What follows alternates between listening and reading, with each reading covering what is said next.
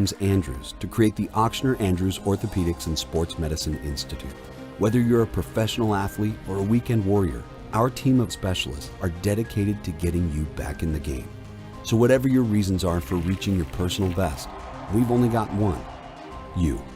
Ochsner Andrews Institute. Long live you.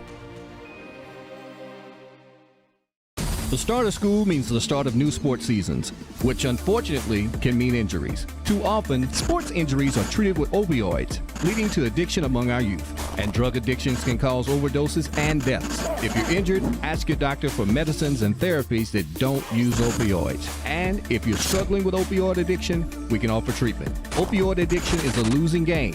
You can help. Learn more at realhelpvr.com. That's realhelpvr.com. If you want to break the rock, you need to make yourself indestructible. If you want to play between the hedges, you need to work out there, up there, down there, everywhere. If you want to reach the win bar, you need to lose sleep, lose count. You need to play every game like you got nothing to lose.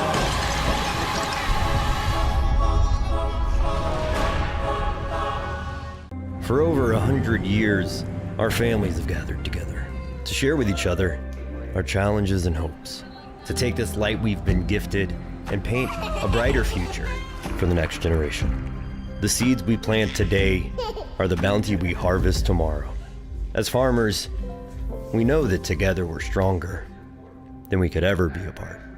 We're the Louisiana Farm Bureau, and we're the voice of Louisiana agriculture.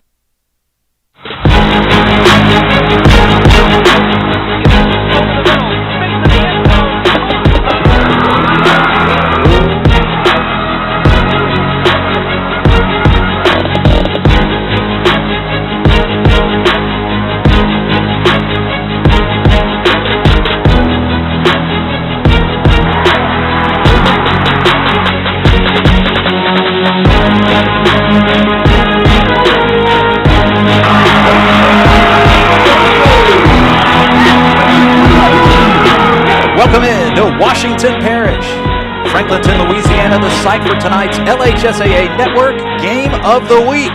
The undefeated Jules Sumner Cowboys and last year's Division II state runner-up, the Franklinton Demons, come in at 3-1. Hi, everybody. Welcome into Demons Stadium alongside former LSU Tiger Derry Beckwith. I'm Garrett Walvard. Derry, Jules Sumner this year, very successful running the wing T and the front seven for Franklinton. Boy, they're dominated by juniors and seniors. They'll be busy tonight. It's going to be a tough slate for this defense. You got to play with high distance, high control, gap sound when you get a team like this and do something like the wing team. So I'm pretty sure they practice it all week. Talk to me about keys to the game. You've got to make sure that you stay on your man. And for Franklinton, I think offensively they have to get the passing game going. It's going to be tough to run against this Jules Sumner defense. And Franklinton defensively, we talked about it, high distance. And for Jules Sumner offensively, control the game, shorten it, it's going to work in your favor. And defensively for Jules Sumner, get after the quarterback range.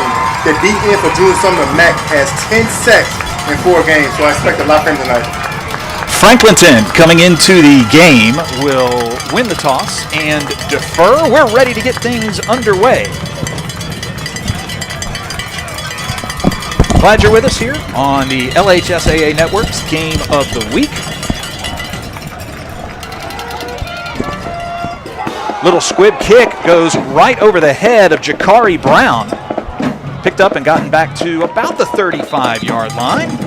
Franklinton, the number 1 seed in Division II non-select last year, going 12-1. They had a single loss in Covington in Week 2 and then ran off 11 wins in a row before they fell in the final minute to Cecilia in the Dome. All right, we're excited to see Jules Sumner in person. They run the wing T. Coach Career started running the wing T at Sumner back in 18. But of course, that offense dates back to the 1960s with Hall of Famer Tubby Raymond running it at Delaware. So 1st and 10 as the band plays here at the 35-yard line. Great start to the season so far for senior quarterback Eli Nealon, who's 6'4", 195. Hands off right side, and a modest gain to start things for Sumner. Jamone Dyson with the first carry of the game. Dyson, a 6 foot, 190-pound senior. Coach Career brought back 2,000-yard rushers in Dyson and Jeremiah Brooks. Brooks the fullback, Dyson the tailback.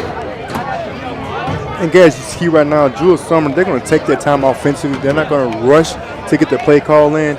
And the important thing of going against an offense like this, your D linemen from Franklinton have to be key. They have to get a lot of penetration in tonight's ball game.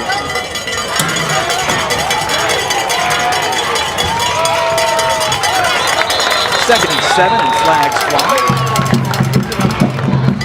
Dave Kimball, our white hat tonight. He is from the Hammond Association. Ball, false start on the offense, number 53. 5-yard penalty, still second down. It is a pink out here at Demons Stadium. Demonettes and the Franklinton Band putting on a pink out to raise money, funds, and awareness about breast cancer.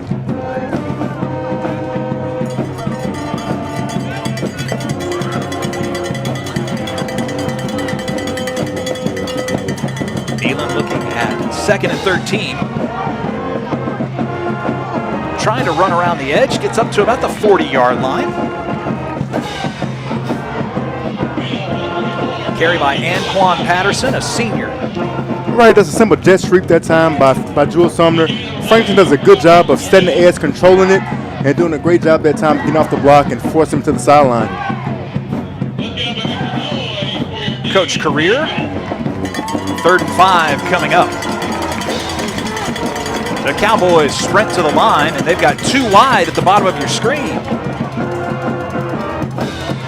Jeremy Bickham along with Patterson. Jeremiah Brooks in the backfield. Nealon. It's a fullback handoff. They've got a first down and more.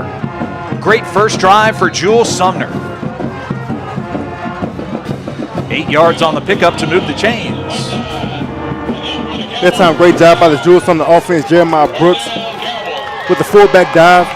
Got great leverage, got upfield, and picked up a first down to keep this drive going for this Jules Sumner offense. Kind of looked like a trap play, that fullback up the middle, taking advantage of the defensive linemen who kind of over-pursue. And that's a good start. I think what could be really successful for Sumner tonight is just to play keep away from Franklinton. They've got a really powerful offense that averages close to 5 touchdowns a game. And the more time they spend on the field, certainly will play to their advantage. And in motion is Jakari Brown. Gets between 2 blocks and picks up positive yards. Brown's got good size, 5'11", 190. Derry, he's just a sophomore with 4.4 speed. I was on the field pregame and I saw him, a great-looking kid, great-looking prospect. At that time, again, the jet sweep, gets his shoulder squared. He doesn't stretch it out too far. He stretches, plants that foot in the ground, and picks up positive yards. 7 yards on the pickup.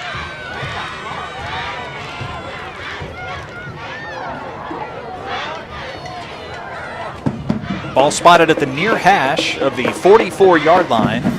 Eli Nealon, coach loves him, does not turn it over. He's doing a little less running this year as a second-year starter. They are handing off more this year and finding a lot of success with Dyson, Brooks, and Brown. Whistles blow. Could be illegal motion.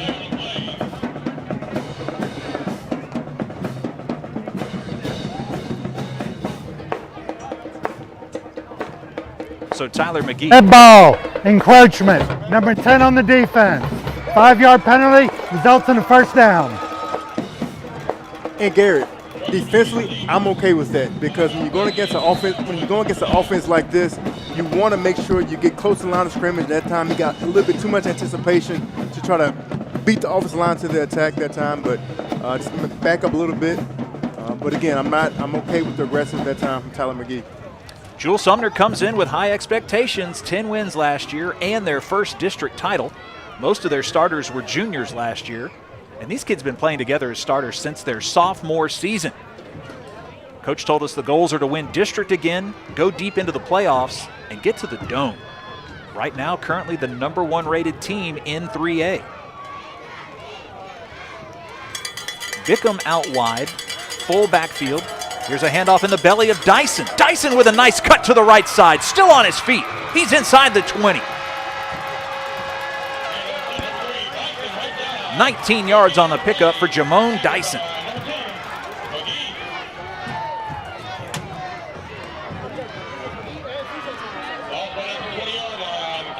First down coming at the 20. They'll power forward, trying to catch Franklinton's defense in a state of transition. Just over 7 minutes remaining in our first quarter. At that time on the last run, Louis Marino, the offensive guard, did a great job, and he was able to get on the front. Jamone Dyson did a great job of cutting backside, using his vision, and picking up positive yards again for the Jules Sumner offense. And what they're doing, Garrett, it's right under 7 minutes right now on the clock. They're eating up this clock. We talked about it pregame. Control the clock and shorten this game that works into this offense's advantage. Sumner looking like a veteran club. They brought back 4 or 5 starters on the offensive line, along with Dyson and Brooks, the fullback and halfback. Anquan Patterson in the slot. This was a running play this time. Brooks takes down a defender.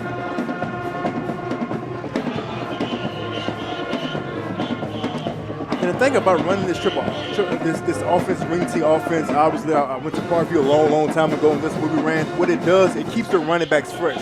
One running back is not getting 20 to 25 carries a game. They may get 3 carries, 4 carries. So anytime they do run the football, they are anxious to get upfield. They're anxious to run hard, and it keeps them fresh all game long.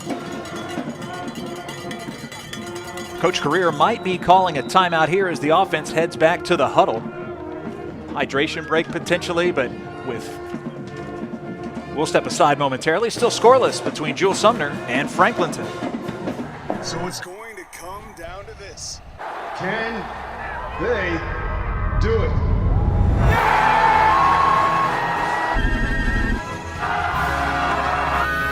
Oh no, they missed it! Wait a minute. There's a flag on the play.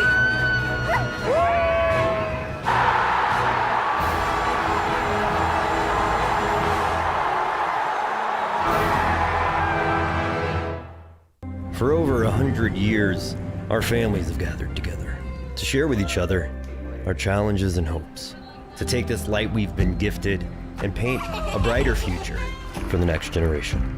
The seeds we plant today are the bounty we harvest tomorrow.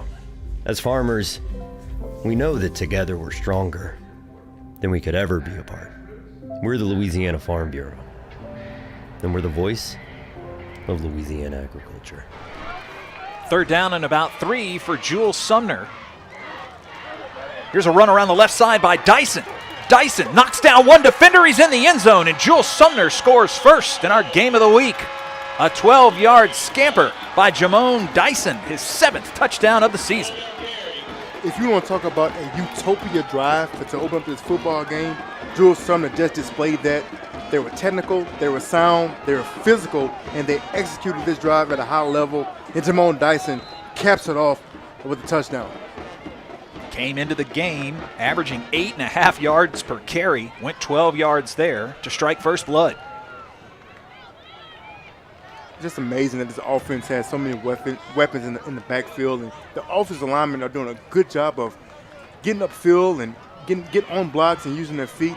And they're very athletic. This O-lineman is very athletic. You see them pulling a lot of guards, a lot of tackles, because these guys can move.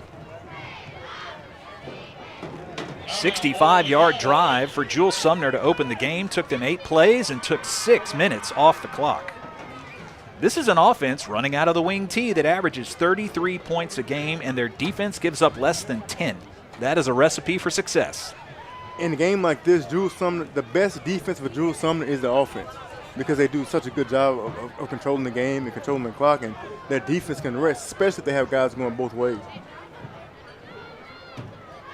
Number 11, Jeremy Bickham into kick. Bickham is a senior for the Cowboys. Eli Nealon looks like he will take the kick. He's also authored a couple of long field goals this year. 35 yards is his longest. We'll see if that comes into play much later in the game. Snap, the hold, the kick is up and right down Broadway. Sumner takes the early lead, 7-0. Right here that time again. A little sweep, and you see Big Lewis Marino get out in front, and Dyson does a good job of following him. Hey, just get right behind the caboose, follow him, get in the end zone. If he does that, he have a lot of success all night long. You see who the O-linemen are? They're on top of the D-line. That's never a good sign. Good sign for Jules on the offensive line, not a good sign for Franklin's D-line. So they have to correct that if they want to be successful in the next drive. You see the deception that the wing tee shows. The quarterback usually has his back to the defense, and they're having to peer over the lineman and see who's getting the handoff, and you've got guys running opposite directions. This is tough.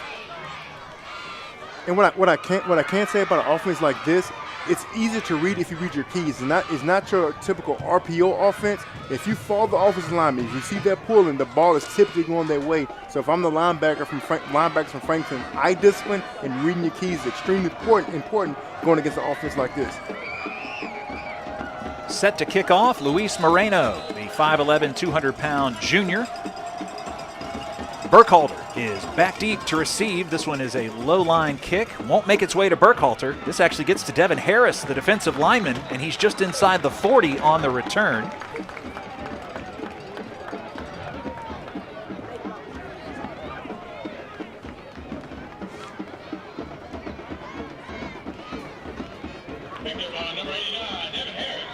Chance for us to check in with the third member of our broadcast group, Steve Schneider, down on the field. Steve? Guys, I figured the Franklinton defense might play a little cat and mouse, make the Cowboys throw the football, but the firm of Dyson and Brooks laid down the law on that first drive. They were having none of it. We'll see if maybe Franklinton can come up with a better plan to slow them down on the next possession. Thank you, sir. DeMicus McClain on the play action, picks up the scoop. The senior gets towards the far sideline, picks up 3 on the catch. Franklinton's offense averaging 31 points a game this season. Last year when they ran to the Dome, they were good for 36 a night. Jacob Crane, nice pass over the middle, catches bobbled. Intended again for McClain, and just couldn't get enough stickum on his fingers. That's how Jacob Crane did a good job of standing in the pocket, staying steady with Colin Mack right down his face mask. Did a good job. Receiver has to bring that ball in next time. Number 9, the starting quarterback, Jacob Crane, 6'2", 190 pounds, a senior. Has thrown for almost 900 yards in 4 games, 9 touchdowns and only 2 interceptions. 3 wide set, they pick up the block, and the second effort is not going to quite get them the first down there.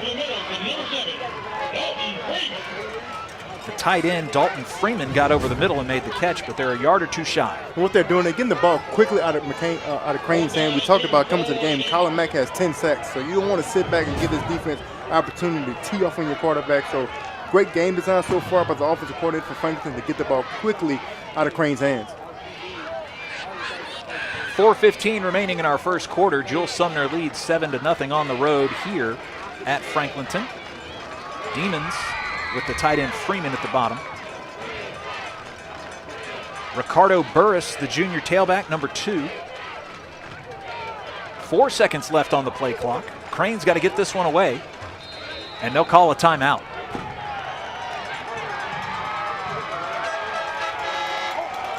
A 7-0 game in favor of Jules Sumner. We'll see what they do on 4th down after this man-to-man break.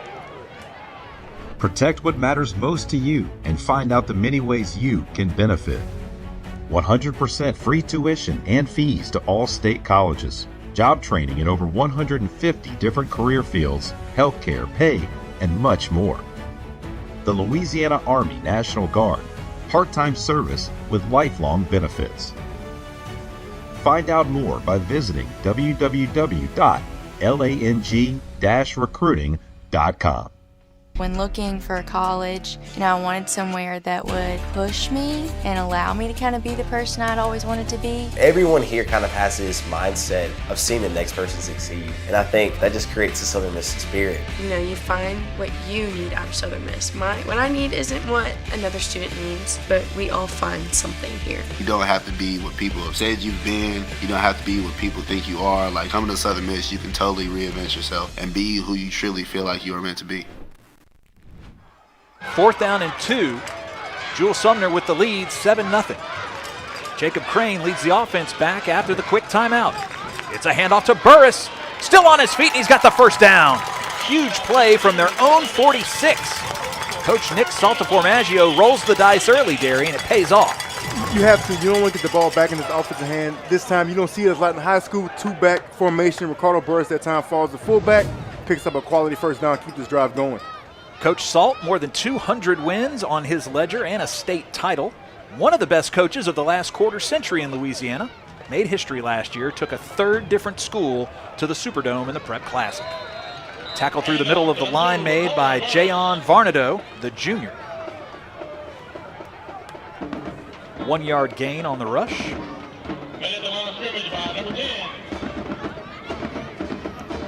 We talked about it on the first drive. You already seen like 3 passes from the Franklinton offense because they know tonight trying to run the football against this 3-3-5 defense will be tough with 8 men in the box. So let's see if they can get more passes over the top. Kept by Crane. He'll take off. And a nice tackle to stop a big gain by Jules Sumner. Good open field tackle that time by Jamon Dyson, who's doing it on both sides, running back and right now at the linebacker position. Able to get low and make a great open field tackle that time on Crane. Dyson's a veteran last year, 4 interceptions and a pair of pick sixes. Trip wide receivers top of your screen. Crane on third down with some pressure. The handoff though, still up and running is Burris, and he'll be dragged down for a loss.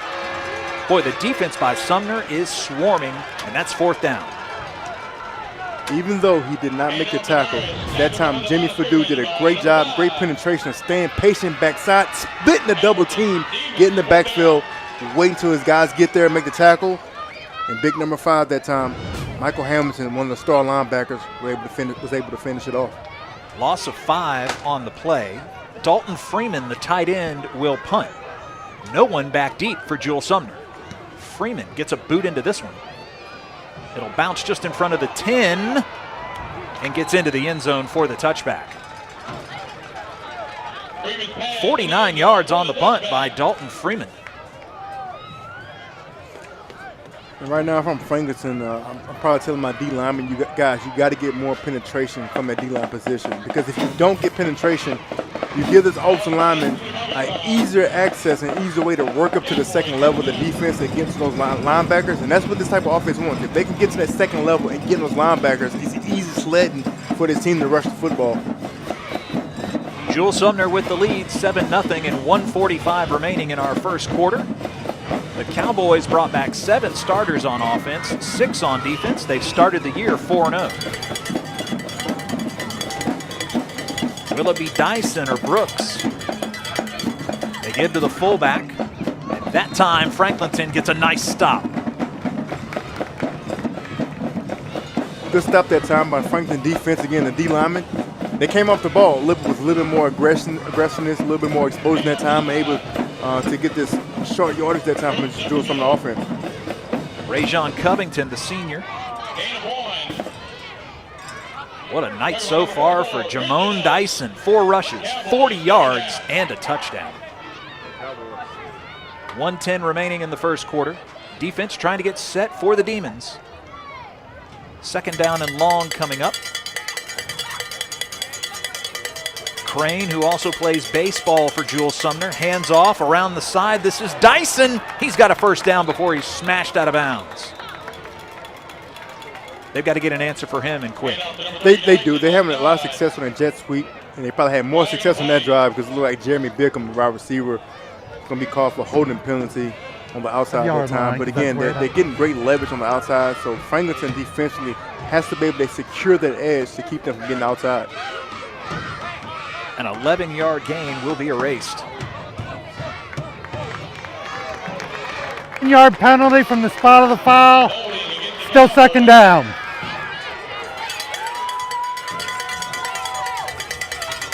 The line to gain is the 30. And this will bring up 2nd and 15 for Jules Sumner. Again, the number 1 rated team in 3A. They're ahead of St. James, ahead of Sterlington, and both those teams were in the Superdome a year ago. They are, and Jules Sumner, even, watching them from over the years, they've always been a team to get to the playoffs, but can they take that next step? Can they finally get to the supreme and win a state championship? And I think they have the team that should do it. The coach believes they have the team that should do it, so only time will tell. Man in motion is Jakari Brown looking for a block and runs out of real estate. Nice form tackle by Tyler McGee. Again, they've been seeing something to have success on a jet sweep, but that time the Franklin defense, they're able to stretch it, and get everybody to the football, able to make a stop. And if you're Franklinton, this is where you want this Jules Sumner offense.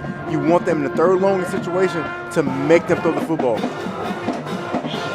4 yards on the pickup.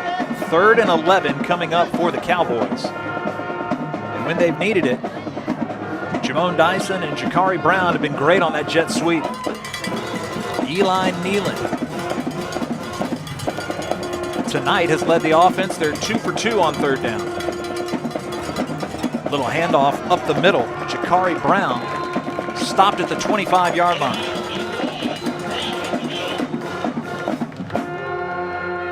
I like the misdirection, but Franklinton had the men in the middle. That was easy for them to pick up, and Covington with another tackle.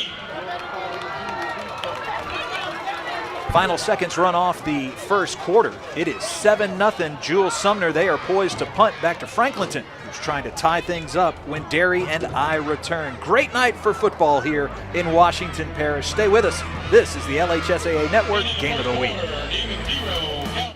Protect what matters most to you and find out the many ways you can benefit. 100% free tuition and fees to all state colleges. Job training in over 150 different career fields, healthcare, pay, and much more. The Louisiana Army National Guard, part-time service with lifelong benefits. Find out more by visiting www.lang-recruiting.com. When looking for college, I wanted somewhere that would push me and allow me to kind of be the person I'd always wanted to be. Everyone here kind of has this mindset of seeing the next person succeed, and I think that just creates a Southern Miss spirit. You find what you need out of Southern Miss. What I need isn't what another student needs, but we all find something here. You don't have to be what people have said you've been. You don't have to be what people think you are. Like, coming to Southern Miss, you can totally reinvent yourself and be who you truly feel like you are meant to be. Start of the second quarter here at Demon Stadium. Franklinton and Jules Sumner, our game of the week. Offensive lineman Luis Moreno set to punt for the Cowboys from their own 25-yard line. Back deep, Jaden Burkhalter and Shakayan McLean for Franklinton. They trail 7-0.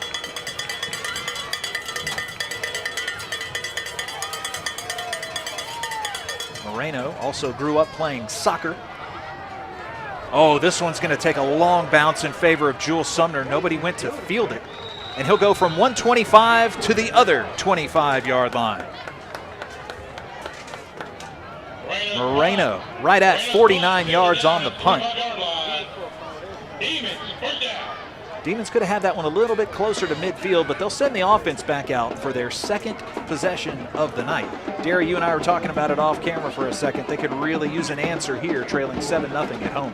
Yeah, it's very imperative for this offense to get something going, because what you don't want to do against a team like this is get behind a couple of scores because of how they control the clock offensively for Jules Sumner. Anytime your defense is able to get a stop, you want to reward them by moving the football offensively and getting some points on the board. Every possession should end with a kick, either a field goal or extra point. So let's see if they can get something going on the second drive.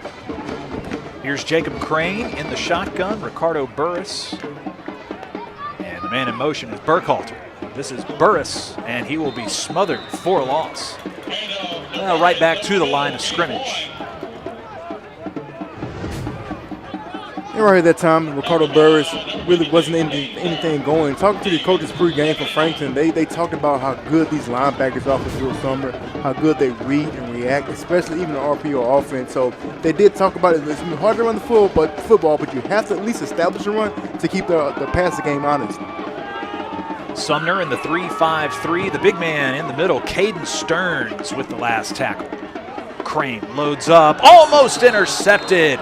Jamone Dyson had his hands on it, couldn't reel it in. I don't know if Crane just eyeballed the receiver, but Dyson was close. Jamon Dyson is a player. At that time, dropping his zone coverage. He has the hook curl assignment. Does a great job of using his eyes on the swivel. Always talk about linebackers. Keep your head on the swivel. Quarterback to zone drop. He did a great job that time. Next time, Jamon, the ball hits your fingers. You got to catch, my man. That was a pretty quick pick six if you would be able to take that in. Now 3rd and 9. Little pressure on Crane. Rolls left. Throws against his body. And this one's intercepted by Jules Sumner. Vincent Sims, a freshman in the game for the Cowboys, with the interception. An unfortunate turnover on 3rd and long by Jacob Crane. Well, that's something Jacob Crane, he's going to have that back. He has a lot of experience. It's a throw that he doesn't want to make. He tries to throw it across his body. But Vincent Sims, the freshman safety, does a good job of playing in the middle of the field, reading the quarterback eyes, and going from hash to hash, able to pick up the interception. An outstanding catch that time by the freshman, Vincent Sims. Great view by our end zone cameraman to see that one. He did not bobble the catch, confirmed with the interception, and now the Sumner offense back on the field just shy of the 50.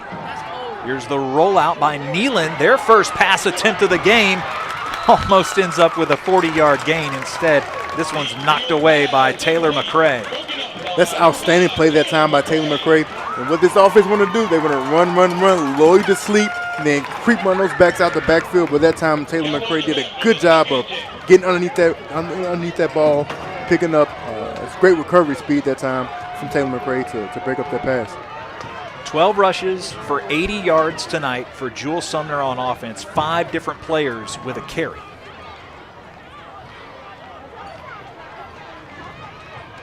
Handoff by Nealon. Still going forward is Jamon Dyson. Dyson's at the 20. Drug down from behind and took a lick at the sideline. Flag on the field. Dyson brings the fans to their feet. Right, again, Jamon Dyson is following his offensive lineman. And if I'm Franklinton, you know if the offensive lineman is pulling, is going their way. Dyson does a good job of getting upfield, keeping his shoulder squared. And again, another big run by Jamon Dyson. He's having a heck of a night both offensively and defensively, but looks like it's coming back. Dyson gave all-out effort, but the flag on the play will take away a 43-yard gain. Ball will be spotted at the 40-yard line. Here's another look, Terry. Right, this time again. Following his box, getting upfield fairly quickly, and gets a great cut that time, but looks like the block downfield and able to negate that long run play. And for Jules Sumner, what you don't want to, offensively, you don't want to get behind the sticks because you're not a passing football team, so if you get behind the sticks, you are at a disadvantage. That ends up as a 22-yard rush and then the penalty. Talk about another rush. Jeremiah Brooks. We'll see the spot from the official. He picks up 9 yards on first down. Good, tough physical run that time by Jeremiah Brooks. Anytime that fullback position, this type of offense, they're extremely tough and they're gritty. At that time, Jeremiah Brooks expressed that. Here's Eli Nealand under center. He'll pop up and take a look to the far sideline.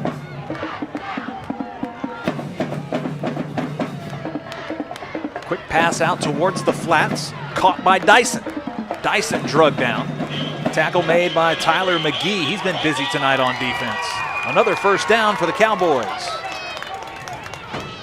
And if I'm Tyler McGee, if you're a defensive back, you don't want your DBs making a lot of tackles because that means that they're getting to that second and third level, and that's something that they want to do. So right now, the defense from Franklinton has to settle in, play more discipline, and get off blocks. Trying to run to the left side this time. Men up the middle make the tackle for Franklinton. Right here again, this sweep with these linemen. They're using the offensive linemen every play by some type of pulling action. That's what they're doing. They're extremely athletic. Guys, offensive linemen are fast, able to work up to that second level. And Jules Sumner, look, they're taking the time. He is not in a rush. He's sipping coffee. He has having a muffin, taking a sweet little time. And that's why this offense is so deadly, because not only do they take the time off the clock, they're able to pick up positive yards almost every run play. Dyson last year, the district MVP for Jules Sumner. Also honorable mention All-State. He's in motion, gets the handoff at the 20, and runs into a wall. Nice job by Franklinton's defense to force third down.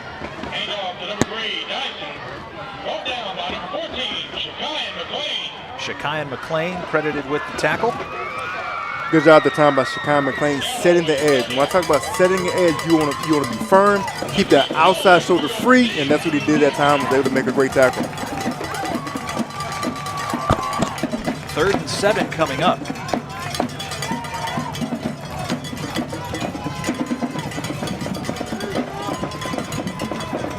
Nealon sets up the line.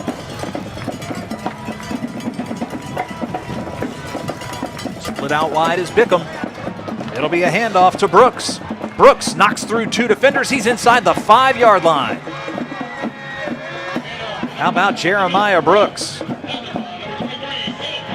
Coach raved about him. He said since his sophomore year, he's put on 30 pounds of muscle. It's evident here. Good job again by Jeremiah Brooks, but this time they a little eye candy that time. They motioned Rashad shot in the backfield, got those linebackers' eyes all confused. Jeremiah Brooks was able to bust up the middle and again keep this drive going.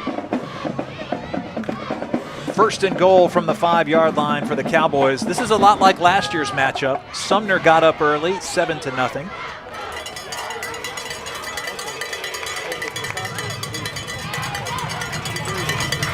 Nealon with the fullback handoff.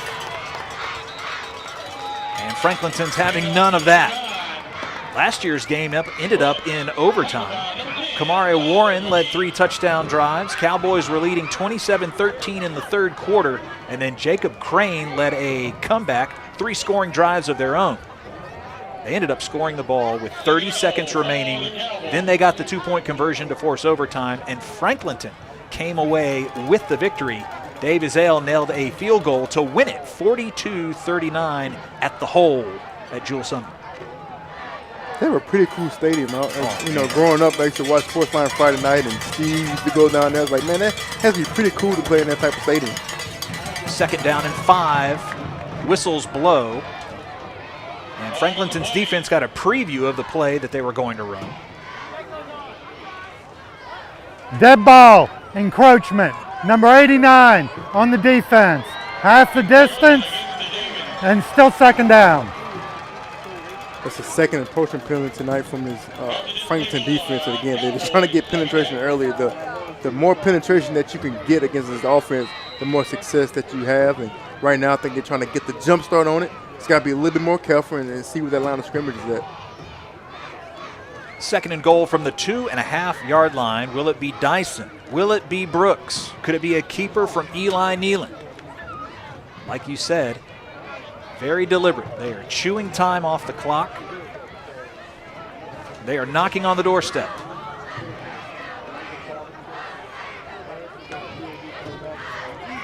That's Brooks, the senior in the backfield.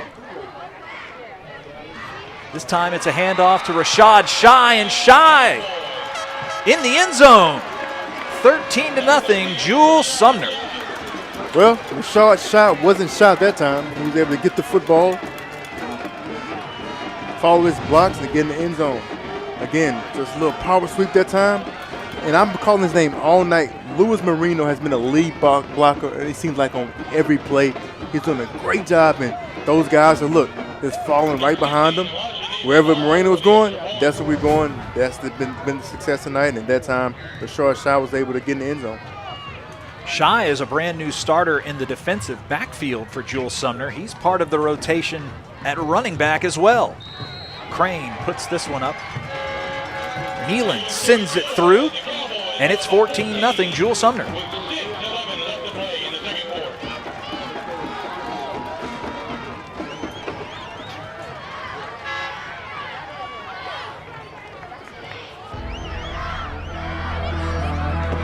Our game tonight is brought to you by Coca-Cola, Real Magic, by Louisiana Army National Guard, Protect What Matters, by Oshner and the Oshner Andrews Sports Medicine Institute, and by Louisiana Farm Bureau Federation, the voice of Louisiana agriculture. What a start to the ball game for Jules Sumner, up 2 scores on Franklinton. I mean, they're just doing a good job of moving the football. You can tell this team has a lot of returning starters, a lot of experience. They're almost flawless offensively. The only thing that may mess them up is a holding penalty or something like that. Other than that, they're not making mistakes. And for the Franklinton defense, going to halftime, you may want to possibly make some adjustments. That's what you have to do against a team like this. But again, they're still in this ball game. But this drive offensively for Franklin is imperative. It's almost like you have to get points on this drive before you head into halftime. Luis Moreno for Sumner will kick off, the starting offensive lineman. Sends this one to the 30 before it goes out of bounds. And how about the 2 scoring drives tonight for Jules Sumner, both of them for 8 plays. This last one went 52 yards and took 4:47 off the clock.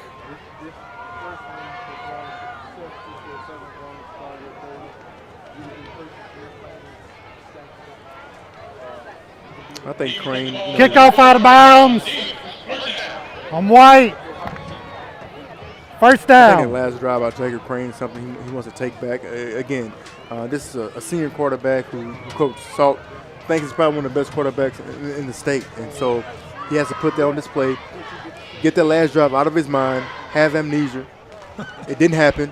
I didn't throw an interception and be able to move forward and come down and lead his offense with a scoring touchdown.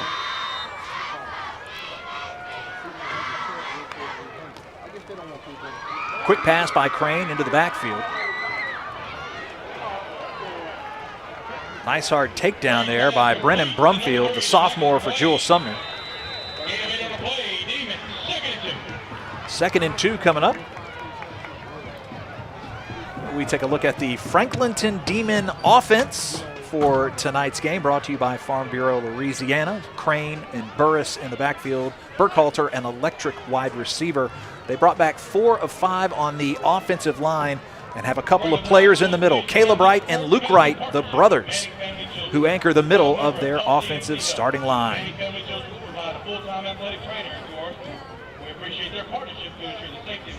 And the starters on defense, brought to you by Louisiana Farm Bureau Federation. The voice of Louisiana agriculture, Colin Mack with good size, 6'1", 225, and 10 sacks on the season, anchoring the line.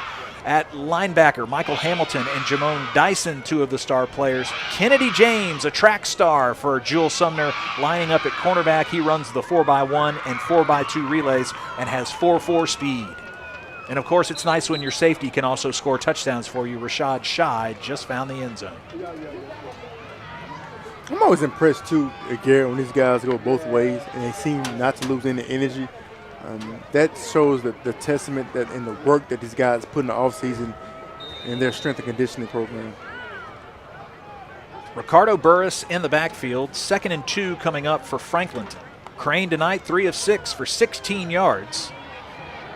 Burris has averaged about 3 yards a carry this season, maybe picks up 1 here. And the defense, Brennan Brumfield's got the Cowboys fired up. At that time, from his defensive end spot, Colin Mack blew that whole play up. It had no chance from the beginning of the play. It was slow developing. And again, right here, Colin Mack from that left defensive end position. Look how he gets off that block that time. Nice physical, uses his hands and waits till his friends come in and gang tackle and able to get a nice stop in the backfield. Mack on one side, Caden Stearns at 6 foot 315, a senior on the other. Franklinton tonight 0 for 3 on 3rd down. Bulldozing forward is Jacob Crane. Can the 6'2 senior get the first down? Yes, he can. Good effort that time by Jacob Crane. Again, Colin Mack able to get penetration in the backfield. Looks like he had him stopped initially, but right here, Jacob Crane continued to fight. Right, they see Mack in the backfield, but Jacob Crane pumping his feet. They're able to keep this drive going. Franklinton's only loss on the year. It was a close one to Covington on the road, 28-26. They have beaten Amite, Pine, and Fontainebleau. Woo, they blew that one up quick. McCully Robbins saw it happening, and the senior gets the stop. Good job that time on McCully Robbins, reading that bubble screen, getting downhill, making a play. Right here, uses his eyes, defeats the block. That's the 2nd time, looks like Dalton Freeman misses block, so he has to kind of work on that. But again, it's easier said than done when somebody's coming down full speed to block him. And McCully Robbins did a great job that time of getting downhill, making a great play. Burkhalter thrown down for a 3-yard loss. Crane over the top of the defense. Catch is made for a first down. Huge pickup for Franklinton, their longest play of the night. DeMicus McLean with the catch. Good job that time by Jacob Crane, staying tall in the pocket, keep his eyes downfield, and here's DeMicus McLean right over the middle. McLean came in with 25 catches for 335 yards and 3 touchdowns. Also has a pick as a defensive back. That brings the ball up to Jules Sumner's 40-yard line.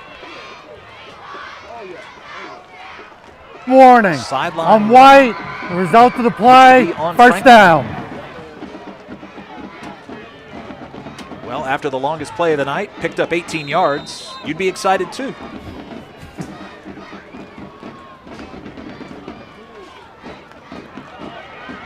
Handoff in the backfield, and Jules Sumner's all over.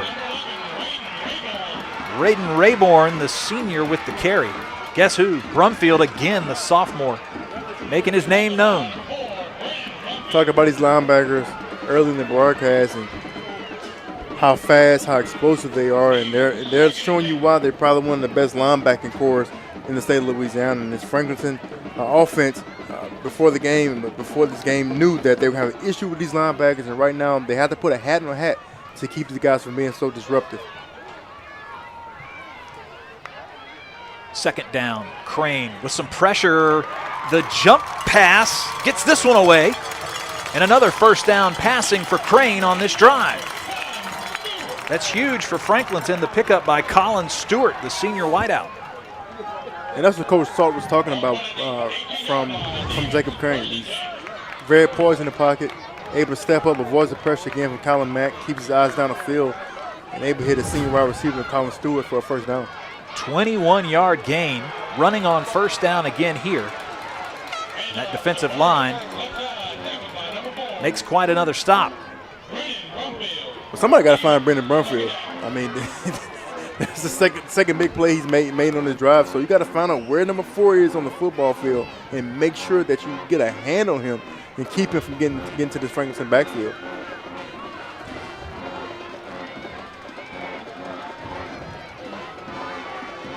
Stewart in motion. Burris, the junior tailback.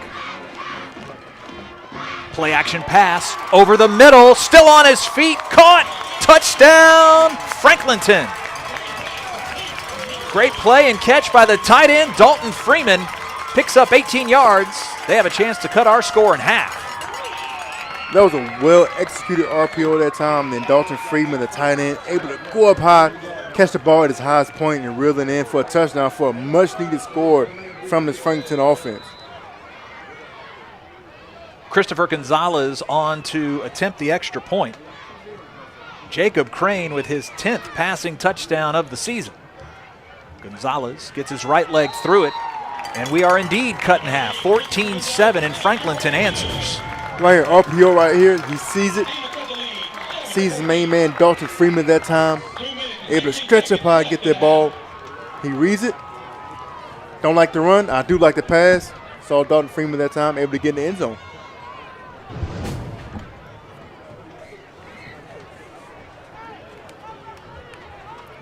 You can tune in Sundays at 6 p.m. on the LHSAA Network live channel as Steve Schneider hosts contributors from around the state to talk all things Louisiana high school sports. It's Around the Boot.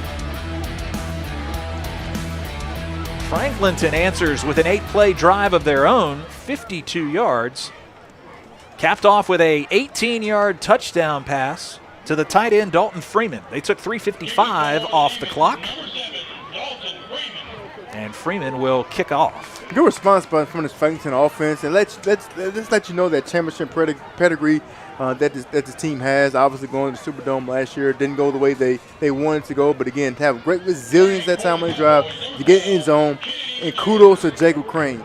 Got rid of the drive previously, throwing an interception, came back leading his team and showing what a senior quarterback should be doing.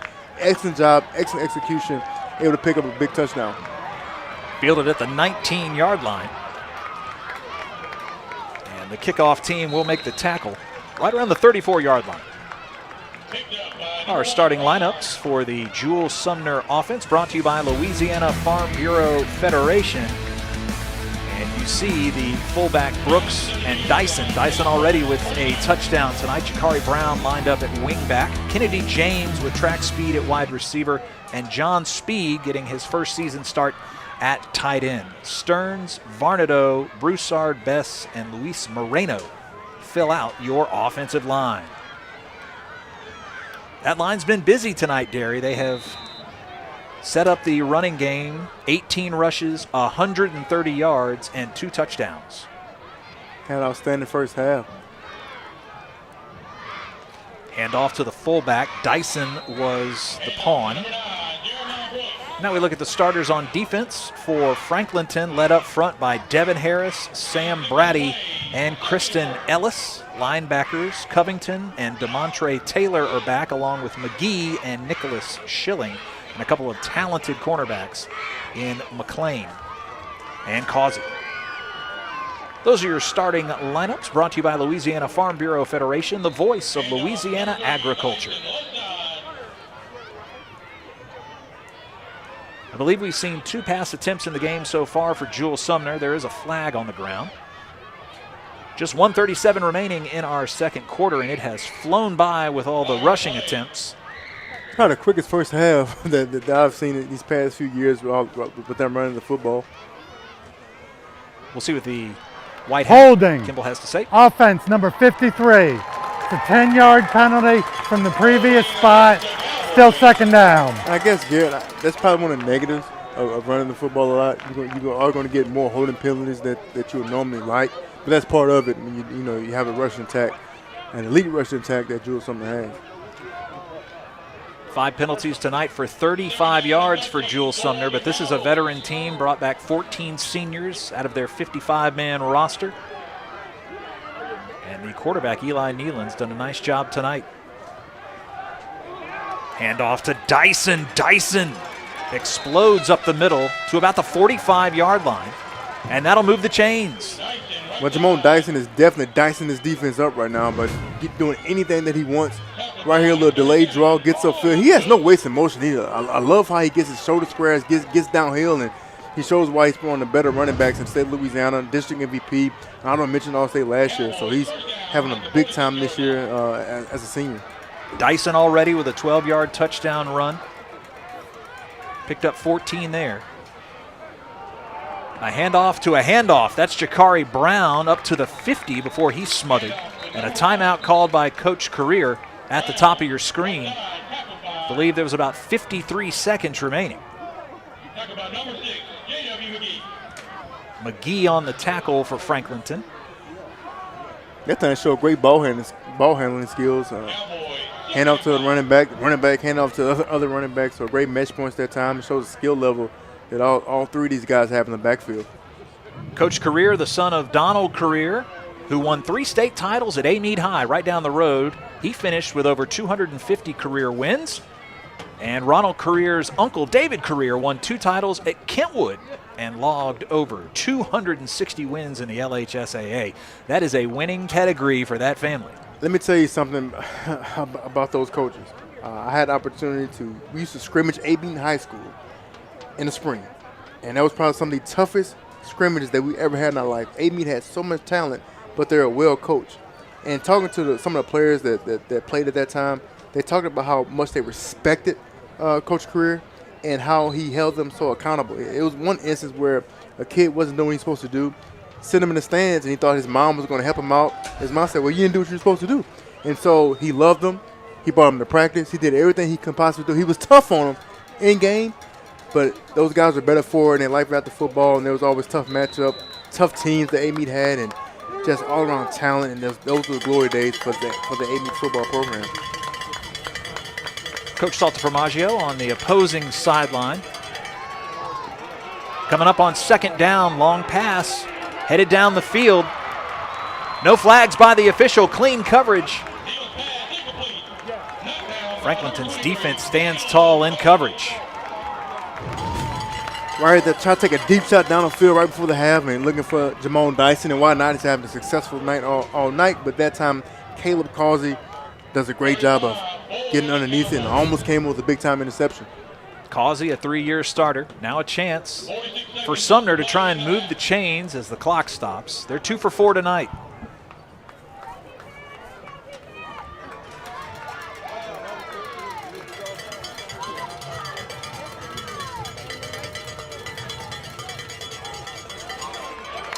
Dyson can't turn the corner this time, and he'll be stopped for a big loss. Kristen Ellis announces his presence, the senior, with his second tackle for loss this season. Good job that time of Kristen Ellis from the defense in position, able to get off a block, gets underneath Dyson pads, drives into the backfield, and gets a stop for the Franklinton defense.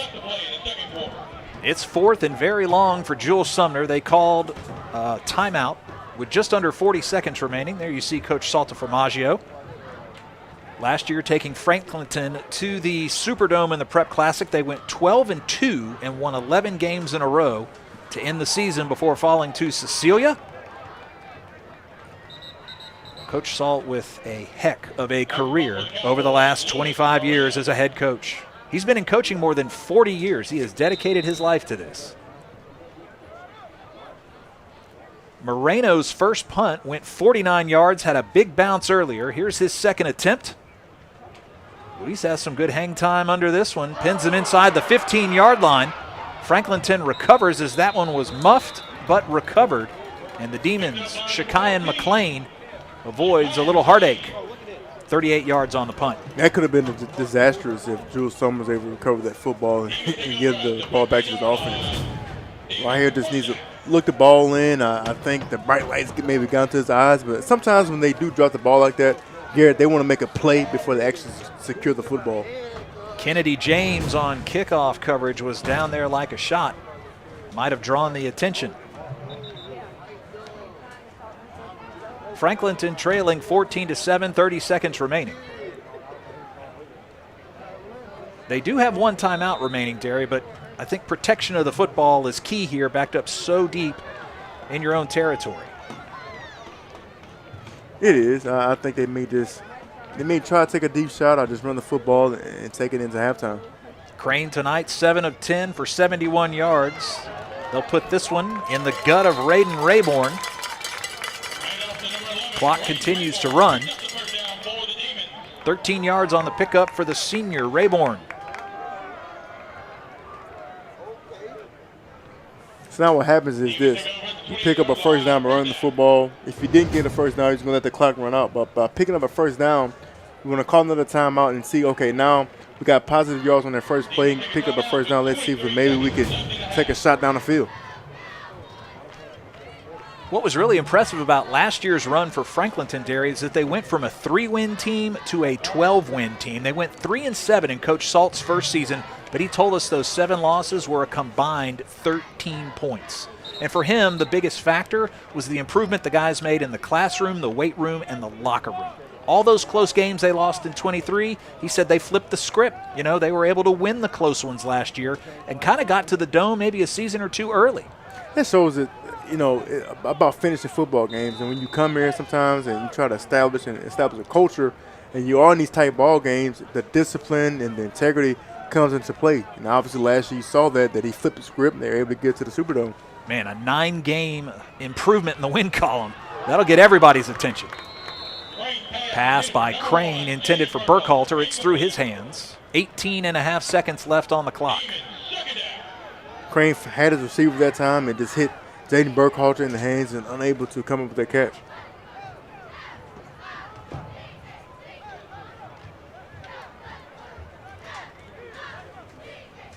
Second and 10 coming up.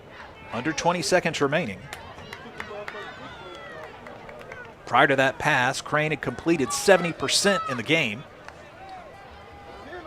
Little pressure. He's flush from the pocket. He'll keep it. Tries to get to the sideline and does. Maybe a 5 or 6 yard pickup for Crane.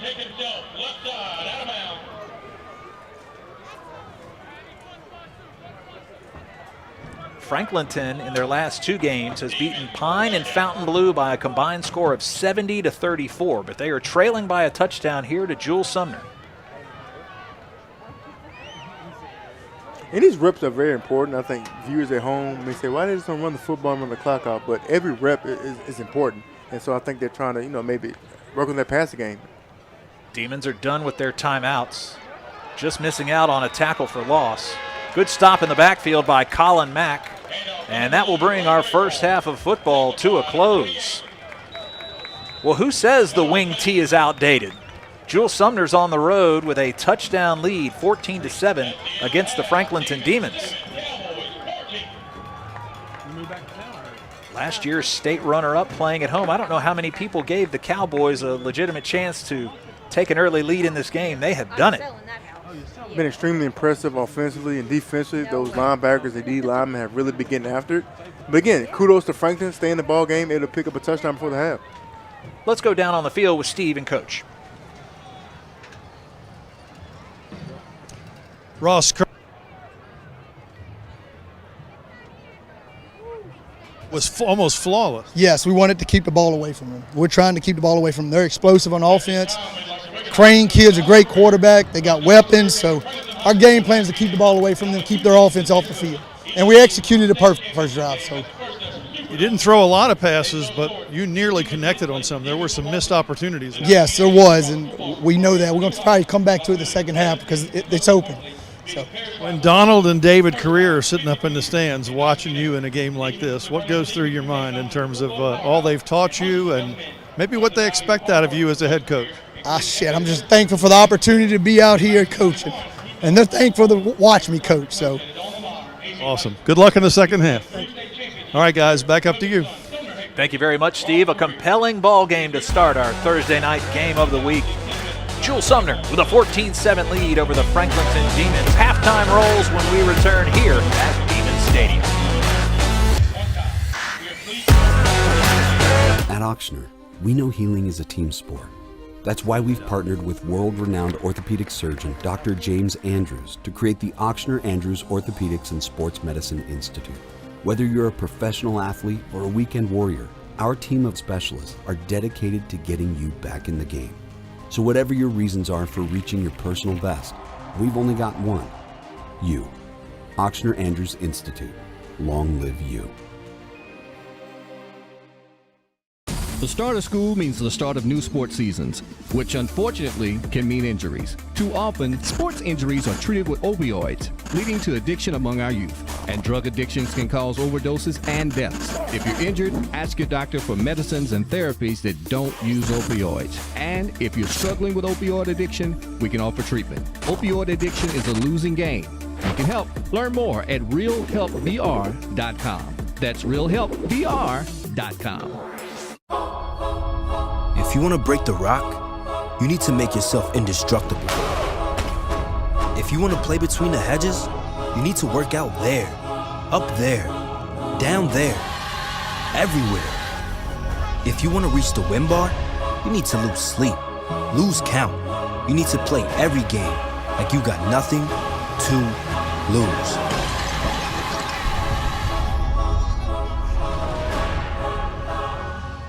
For over 100 years, our families have gathered together to share with each other our challenges and hopes, to take this light we've been gifted and paint a brighter future for the next generation. The seeds we plant today are the bounty we harvest tomorrow. As farmers, we know that together we're stronger than we could ever be apart. We're the Louisiana Farm Bureau, and we're the voice of Louisiana agriculture. We welcome you back into Demon Stadium, Franklinton, Louisiana, the site for our LHSAA Network Game of the Week, Week 5, kicking off with a good one. Jules Sumner with the lead, 14-7. We are joined here in the press box by Jessica Barber, the new director of the LHSCA. Jessica, thanks for taking the time to join us. Picked a great game to come out to. Let's start off and kind of talk about all the great events that the LHSCA is part of. The Hall of Fame event from earlier this spring was just awesome. The big names coming in. It's just something that really honors the history of the game. Yeah, absolutely. Actually have a distinct pleasure of being on the Hall of Fame committee, which when I got it, I was like, okay, this is cool. Just one more thing I'm able to be a part of. And then when I got in there, I was kind of blown away. You know, I spent a lot of time in that room just walking around looking at the pictures on the wall, and then being able to be a part of the process of selecting who goes in next. It was no easy task. There's quite a few accomplished, well-decorated coaches and athletes and contributors that represent our state. And, I mean, getting Mr. Ed Daniels in, that was a personal that's just very personal to me over my career. He's been a huge advocate for me in my whole life. So seeing him be able to go in and being able to honor his family, Patrick Surtan coming from Edna Carr, where I coached high school for quite some time. I mean, that was great. And then having two female basketball players, Kiana Cheney, I don't remember the other lady's name, but just seeing that all happen and how the process works, it was beautiful. Miss Karen Hoyt and the committee does a great job of, promoting that and making it a really big deal. As a former coach yourself, they used to say you have a huge Rolodex. Now I'm saying you must have a ton of contacts in your phone because you know all coaches across all sports. Yeah, it's actually pretty cool. Coaching college for the years that I did, I accumulated a lot of contacts and built relationships that, that's one of the scary parts of doing this job is losing all those relationships. So I've just been very intentional about continuing to contact those people even though they don't have anything to offer me necessarily as a kid because, I've just learned just skills from them and forming relationships and maintaining them that I still think they can, contribute to what my job is. And so, yeah, my phone, when I got to the LHSA, they gave me another phone and I was like, I hear you, because they were like, you don't want your personal phone? I was like, there are people all over the country that have my number, and this job is personal to me, so it's not business. So I don't need a business cell phone. I get it. I understand what they were trying to do for me.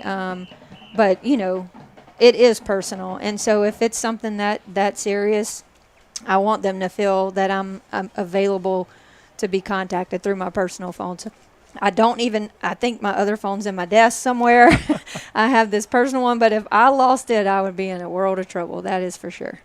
Tell us a little bit about the upcoming All-Star events that the LHSCA puts on. Yeah, I'm super excited about those because I obviously got to play in them. I was one of the few people from Washington Parish as girls basketball. I mean, there was a couple others that I looked up to growing up that got to play in it. So I'm really excited about hosting those. They look a lot different now than when I played in it.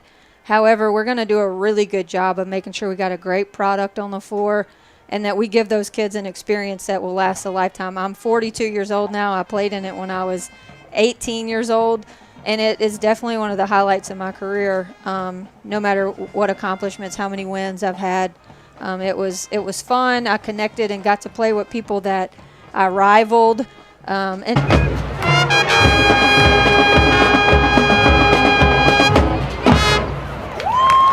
At Breck Golf, our courses are your courses.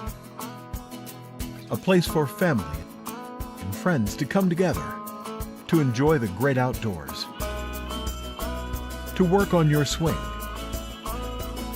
or get in the game. It's all just minutes away. With convenient locations around the parish and online tee time bookings, it's easy to find your next hole-in-one with Breck Golf. Protect what matters most to you and find out the many ways you can benefit. 100% free tuition and fees to all state colleges. Job training in over 150 different career fields, healthcare, pay, and much more. The Louisiana Army National Guard. Part-time service with lifelong benefits. Find out more by visiting www.lang-recruiting.com. If you want to break the rock, you need to make yourself indestructible. If you want to play between the hedges, you need to work out there, up there, down there, everywhere. If you want to reach the win bar, you need to lose sleep, lose count. You need to play every game like you got nothing to lose.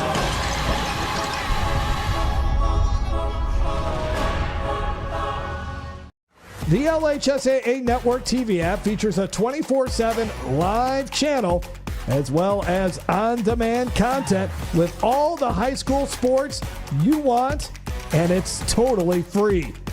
The app is available for download on TV-connected devices, including Roku, Apple TV, and Amazon Fire TV. It's the only place where every day is game day. Download the LHSAA Network TV app today. Cowboys up 14-7 over the Franklinton Demons, a touchdown the difference as we hear the band at halftime. Such an enjoyable environment here at Demons Stadium. We have a new segment on the high school spotlight. It's called the Pick Six, and we're going to see highlights from week 4 of the LHSAA football season.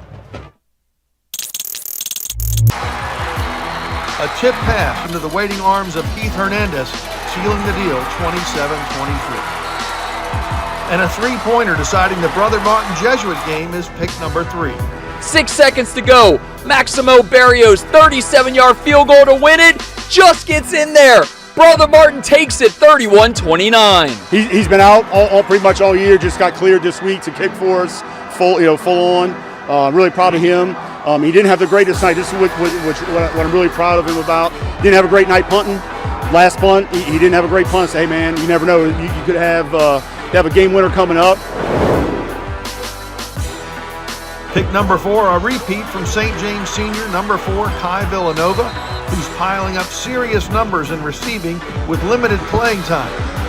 In a 54-0 blowout of Ponchatoula, he quickly contributed 2 of the game's first scores, making 6 grabs for 113 yards before the contest was no longer in doubt.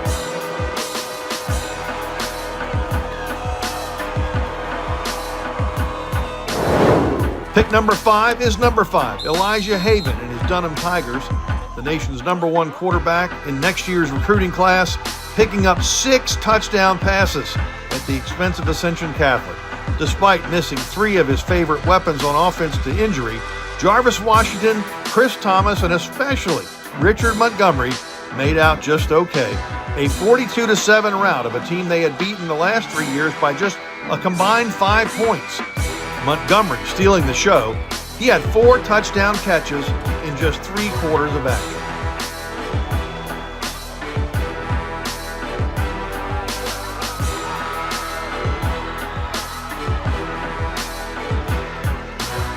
And pick number 6 is the Shaw Eagles. In a determined effort against unbeaten and number 1 ranked LCA, exemplified by senior DeAndre Franklin, fighting for every last yard on that last play. But the most glaring factor for the Eagles, 6 picks of senior quarterback Braylon Walker, who could only produce 2 scores in a 31-13 road defeat. With the Pick 6, I'm Steve Schneider. Thank you very much, Steve. Awesome work as always. The Cowboys are riding high, but the Franklinton Demons will receive the ball as we come back from halftime. Don't go anywhere. Jewel Sumner's defense held Franklinton to less than 100 yards of offense in the first 2 quarters. We'll give you more stats and highlights on the other side of this break. You're watching the LHSAA Network Game of the Week. For over 100 years, our families have gathered together to share with each other our challenges and hopes, to take this light we've been gifted and paint a brighter future for the next generation. The seeds we plant today are the bounty we harvest tomorrow. As farmers, we know that together we're stronger than we could ever be apart. We're the Louisiana Farm Bureau, and we're the voice of Louisiana agriculture. When looking for college, I wanted somewhere that would push me and allow me to kind of be the person I'd always wanted to be. Everyone here kind of has this mindset of seeing the next person succeed, and I think that just creates a Southern Miss spirit. You find what you need out of Southern Miss. What I need isn't what another student needs, but we all find something here. You don't have to be what people have said you've been. You don't have to be what people think you are. Like, coming to Southern Miss, you can totally reinvent yourself and be who you truly feel like you are meant to be. So it's going to come down to this. Can they do it?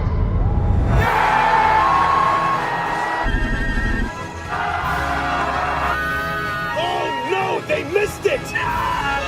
Wait a minute! There's a flag on the play!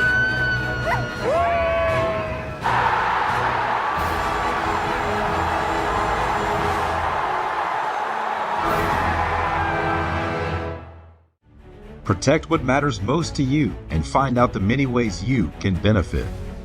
100% free tuition and fees to all state colleges. Job training in over 150 different career fields, healthcare, pay, and much more. The Louisiana Army National Guard, part-time service with lifelong benefits. Find out more by visiting www.lang-recruiting.com. Coming to the close of halftime here on our LHSAA Network Game of the Week, Jules Sumner with a lead on the road, 14-7 at Demon Stadium. Alongside Derry Beckwith, I'm Garrett Walford. Thanks for joining us on today's broadcast. Derry, a whole lot of rushing in this game, and Jamone Dyson really got things going early for Jules Sumner. Jamone Dyson has been incredible. He does a great job of keeping his shoulder squared, one cut, getting upfield, no wasted steps, no wasted motion. And his best friend is the offensive lineman. He's doing a great job of running behind Moreno. Excellent job executing. This Jules Sumner offense is for real. They've had 4 possessions, scored on 2 of them. They've really chewed up a lot of clock and kept the ball out of Franklinton's hands. Probably the quickest first half we've ever seen since we've been doing this, Garrett, together. So I think they did a great job of controlling the clock. We talked about that pregame, control the clock, shorten the game, because it does work in Jules Sumner's favor. Let's take a look at how they got into the end zone and check some highlights here from our first half of play.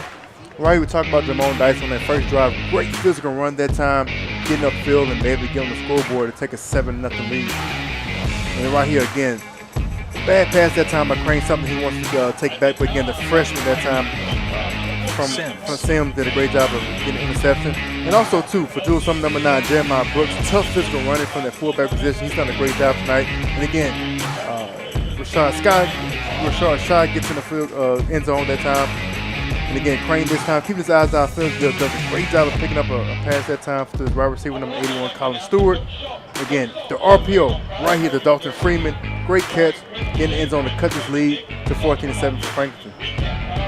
That defensive line was playing so stout for Jules Sumner. Finally, the passes levels it out a little bit and gets them right back into this game. Let's take a look at our stats brought to you by Coca-Cola.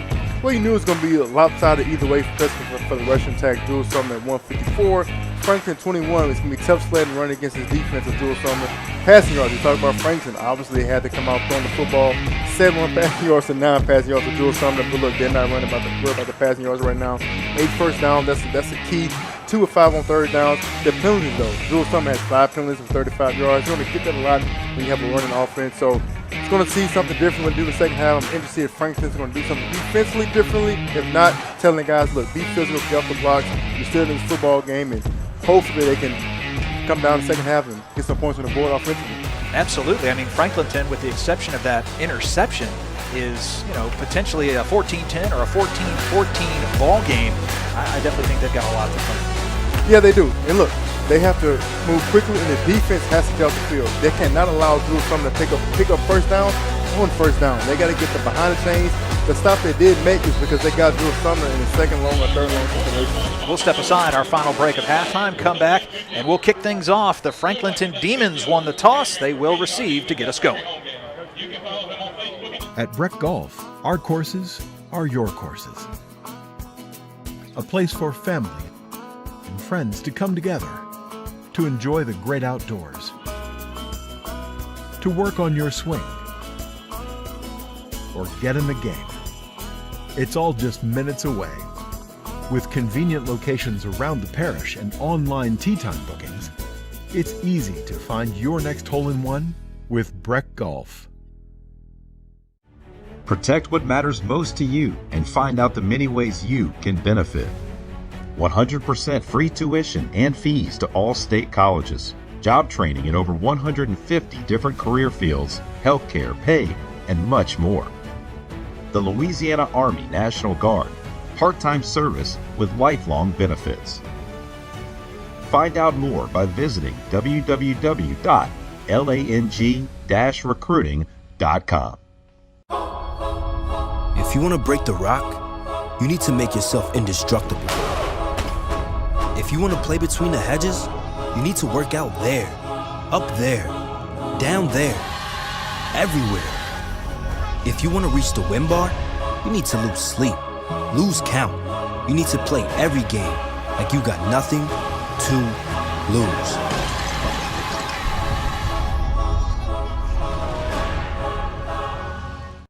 The LHSAA Network TV app features a 24/7 live channel as well as on-demand content with all the high school you want, and it's totally free. The app is available for download on TV-connected devices, including Roku, Apple TV, and last year's game that needed overtime to decide it. It was Franklinton that got the win, 42-39, with a freshman kicker, Azell, who hit the field goal to win it. Crane looked very good on that scoring drive to close the half. He was 5 of 5 passing for 63 yards and the touchdown to Freeman. Moreno to kick, and Burkhalter back deep for Franklinton. Great crowd on hand tonight, and we saw the awesome halftime festivities. Moreno has an MO every time. He wants to get that big jump, and a couple have gone out right around the 30-yard line, so good field position coming up for the Demons. This is an important drive, I think, for the Franklinton offense. And kickoff out of bounds. Steve talking to halftime. On White. I feel like they should be in this football game either tied up or possibly, to taking the lead, and just the turnovers that they had, and obviously trying to stop this run game from Jules Sumner. But I do like the way that Crane settled in right before the half, and like you said, going 5 of 5 on that drive and picking up a touchdown. So this is a guy, if he gets hot, he's going to be hard to stop. And like I said, 7 for 11 tonight, 71 passing yards, a touchdown. That one interception I think he wants to take back. But this guy's he's going to settle in. He's a competitor. He competes at a high level, and like I said, one of the best quarterbacks not only in his district but across the state of Louisiana. So Crane back out on the field, ball at the 35-yard line, and we're ready to get the third quarter underway. And in motion is Burkhalter, who's got speed for days. He settles. Here's Raiden Rayborn, who closed out running duties in the second quarter, and he will be tackled by Caden Stearns, the big 6-foot senior. So Stearns with a good start to the third quarter. 2 years ago, Jacob Crane got an opportunity to start at quarterback, and Coach Salt, not normally a fan of playing sophomores, he says the old adage is every sophomore you play, you'll lose a game, and if it's a quarterback, you lose 2. But Crane has done such a good job elevating this program the last 2 years. It's undeniable. Nice pass into the flats, and then some yak afterwards, gets it up to midfield. DeMicus McClain with a big catch. Great play call that time, especially going against an attacking defense. You do a little tunnel screen that time, and DeMicus McClain does an outstanding job of getting upfield. Right here, a little tunnel screen. Boom, catches the ball, follows his blocks. No wasted motion, especially on the screenplay. You don't want to have any wasted motion. You don't want to get east and west. You want to get north and south, and DeMicus McClain did an outstanding job that time. Play action, but whistles blow. That was another pass intended for McClain. He just picked up 15 yards on that first down catch.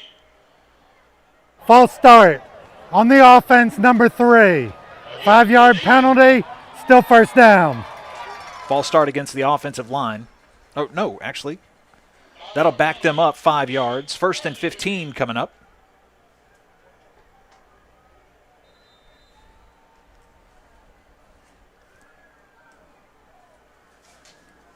Crane has now completed 6 passes in a row.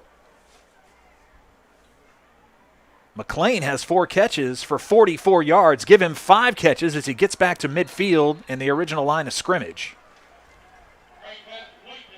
Brennan Brumfield is just in his 2nd season. The sophomore, though, has more than a handful of tackles this evening against Franklinton. Yeah, Brennan Brumfield's been all over the field that time. He snuffs out. They try to go back to the bubble screen, but this time to the opposite side. Did a great job of snuffing it out. That's the 2nd time that he actually snuffed out the screen. And phenomenal player, phenomenal football player, able to play sideline to sideline. 2nd and 12 coming up for Crane and the Demon offense. 4 wide set, man in the backfield. Here comes the pressure. They elude the rush. Rayborn with the catch, and he'll pick up 6 yards the hard way. It's going to be interesting to see if at some point as Franklin takes a shot down the field. They're doing a lot of intermediate short throws, flare routes, bubble screens, slants. So let's see if they try to suck this defense in for Jules Sumner and at some point go over the top and see if they can get a deep ball. Sumner rushing 3. Cowboys only give up 9.9 points per game, not even 2 touchdowns. Crane steps up, throws over the middle, caught by Freeman, the tight end, for a first down.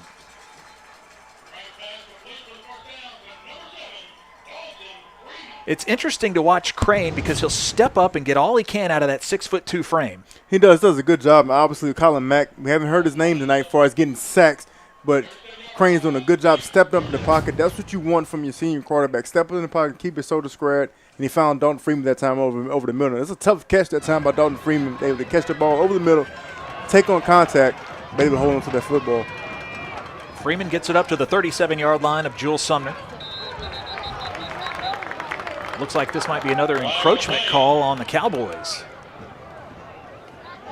Dead ball. Encroachment. Number 31 on the defense. 5-yard penalty. Still first down.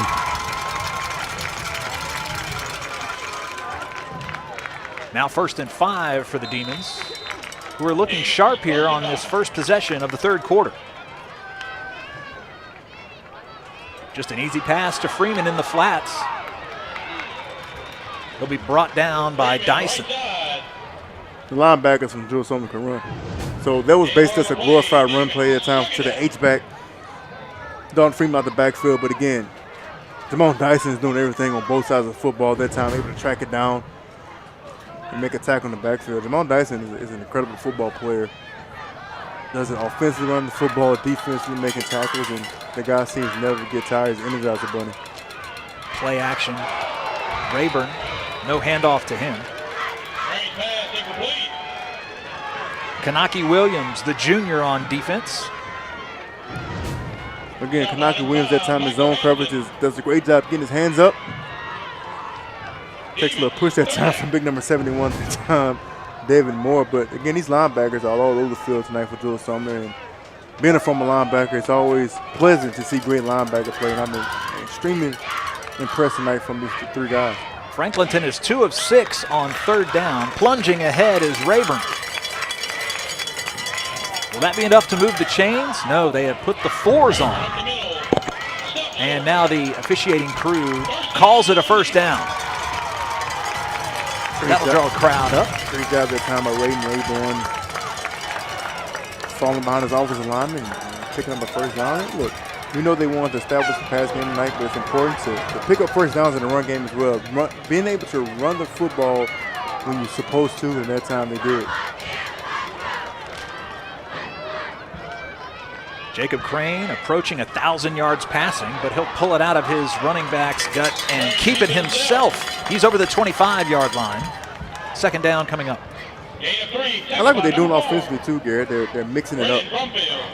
Bubble screens, play action out the backfield with the H-back, and that time the read option at time with Jacob Crane. Haven't you seen him use his feet a lot tonight? He's a guy he can use his feet, do it through a quarterback, and if he gets to the second level, he can make a lot of guys miss. 10th play of the drive. Up to the 10-yard line before being pushed out. Nice by Jamicus McLean. It's 3rd time they ran that tunnel screen on the drive to Jamicus McLean. So you see what they're trying to do. Make football simple. Put the ball into your playmakers' hands, and they're doing that with Jamicus McLean, the lead receiver. And he's done an outstanding job of running these screenplays. McLean picks up 14 yards. 1st and goal from the 10. Some pressure on Crane. He gets it away. Caught by Rayburn, almost up to the 5-yard line. That was a quick developing play. Thought the defense was going to swallow up Crane, and he got it away just in time. Got the wheel route that time out the backfield from Rayburn. Good job at getting the ball quickly out of his hands, and I believe Rashad Shaw made a touchdown saving tackle that time.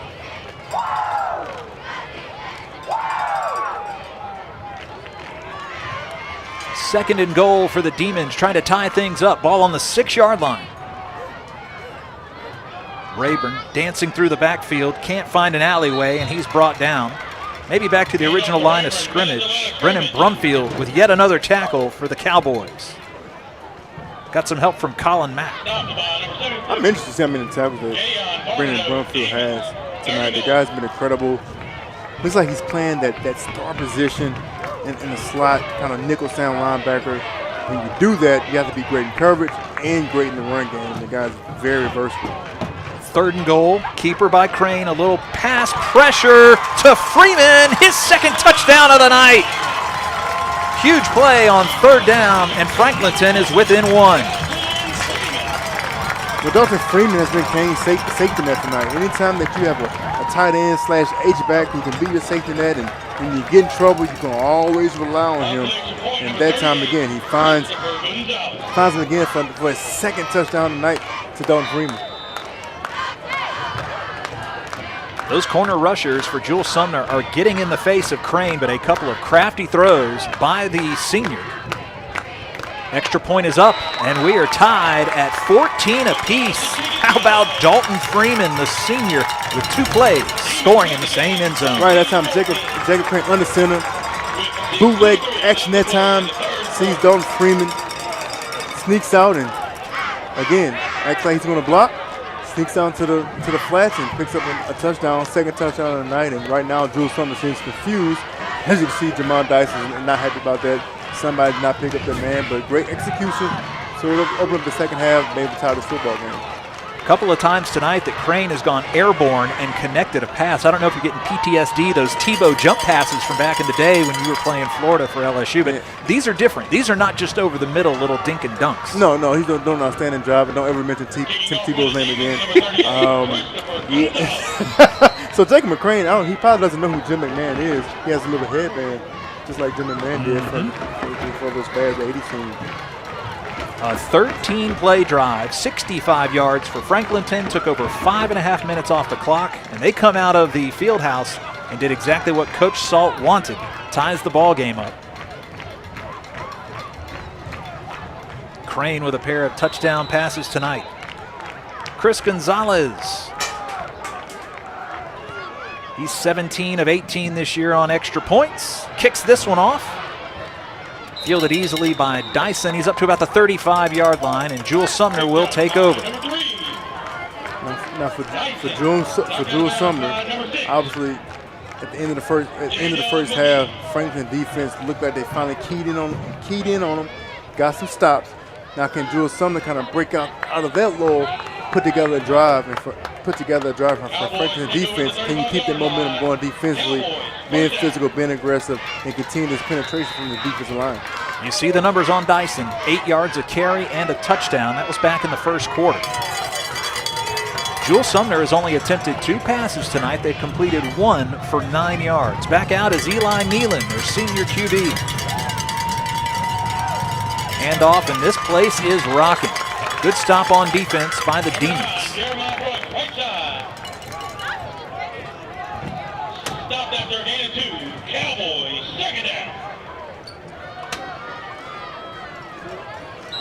We'll get a hydration break for these 2 teams, and we'll have man-to-man coverage and keep it here. So it's going to come down to this. Can they do it?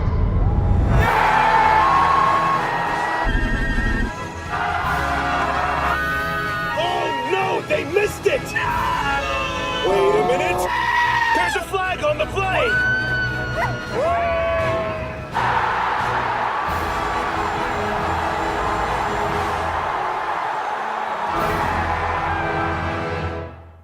For over 100 years, our families have gathered together to share with each other our challenges and hopes, to take this light we've been gifted and paint a brighter future for the next generation.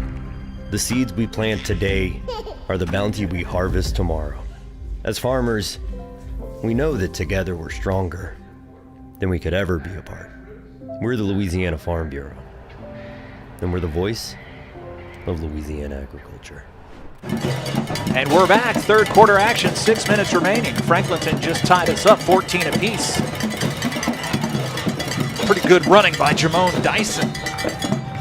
Coming out of that hydration break. 3rd down and short coming up for the Cowboys. Gary, this 2-headed attack of Brooks and Dyson, they're both averaging better than 7 yards a carry in tonight's game. Good tough physical running that time by Jamone Dyson.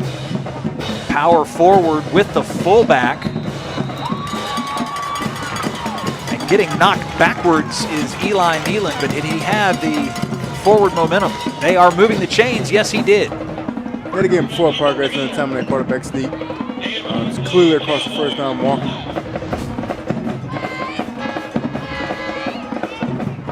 Just follows his right guard and his center. Kind of dangerous though from trying to creep out and trying to go in the backfield, but again, the forward momentum got on the first down.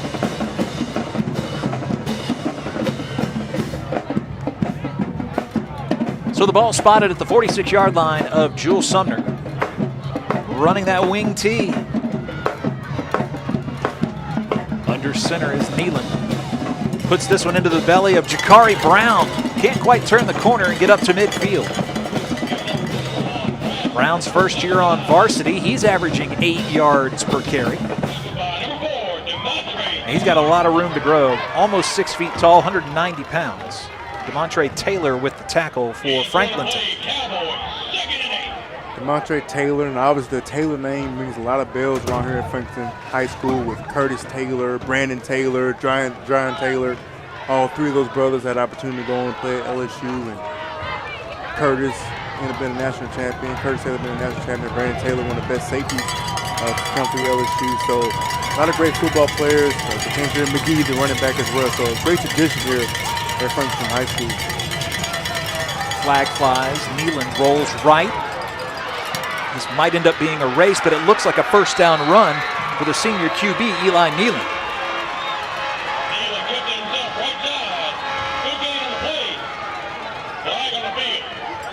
Dave Kimball will clarify us. He's part of the Hammond officiating crew working tonight's game. It was 13 yards on the pickup by Nealon. Right down the Nealon little bootleg, didn't see me like downfield.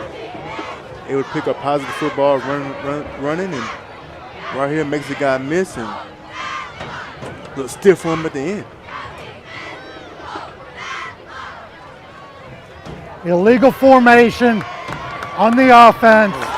Not enough men on the line of scrimmage. The 5-yard penalty from the previous spot.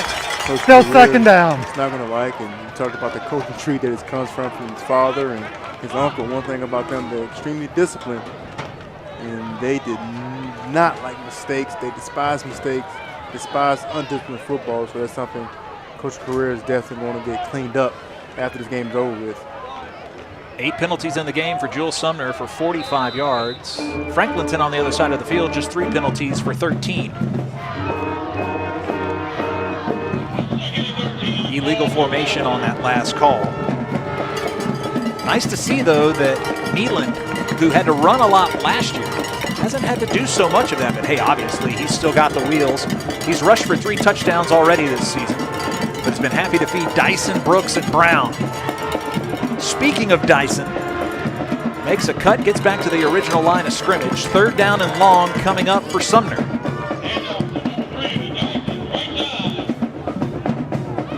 Again, got Jules Sumner behind the sticks, third and long situation.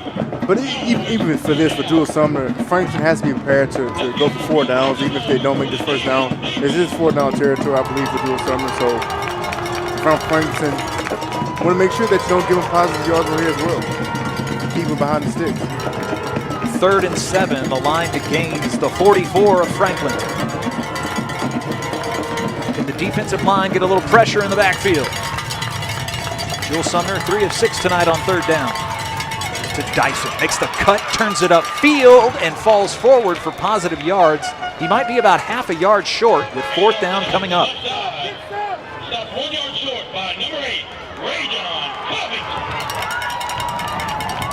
Dyson now with 13 carries for 100 yards on the night. Here's another look. Right, and the Jets had some success tonight and had to get upfield and get a 4th and short situation.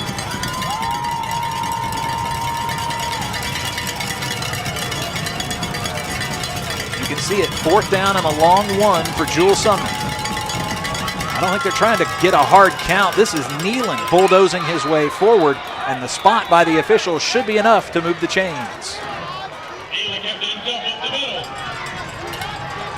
That's several times tonight, Derry, that we have seen the senior QB take matters into his own hands. Yeah, right there, the quarterback sneak, and all Simon does a great push. And Franklinton did a good job, as much as they could, trying to get penetration. They have got some big boys up the middle with Ashton Broussard at 6'1", 280, and Jaden Bess, 6 foot 230. You can follow them forward for a yard or two. Now a fresh set of downs with 2:45 remaining in the third quarter.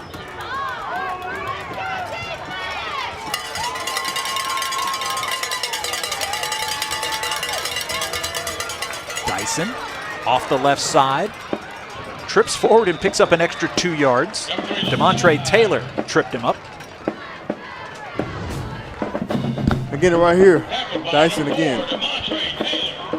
Going around the corner, does a great job of following his lineman and does a great job protecting the football as well. Doesn't turn the ball over. That's what you want from that running back position. Franklinton scores to start our third quarter. Here is a 9th play of this drive for Jules Sumner.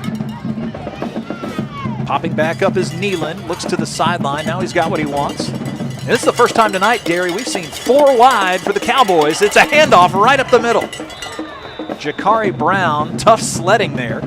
And Franklinton did not respect the 4 wide set. No, that was by design, just trying to spread Franklinton out, trying to hit something up the middle, but that time the D-line did a great job.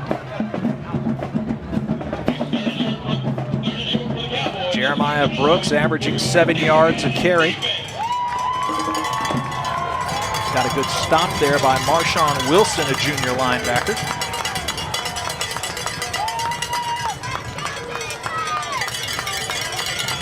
That'll bring up third down.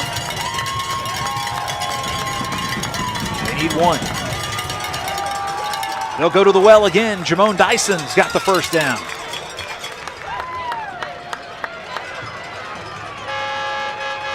Dyson already with a 12-yard touchdown run earlier in the game.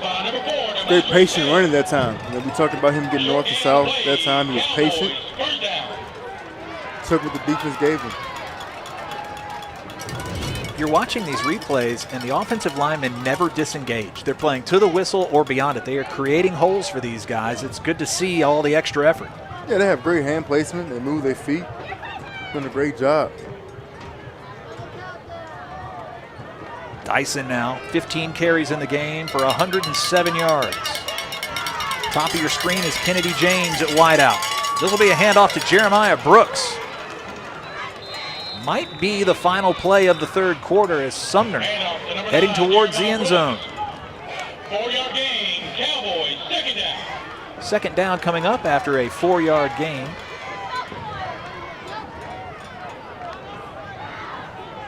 You see Coach Career on that far sideline.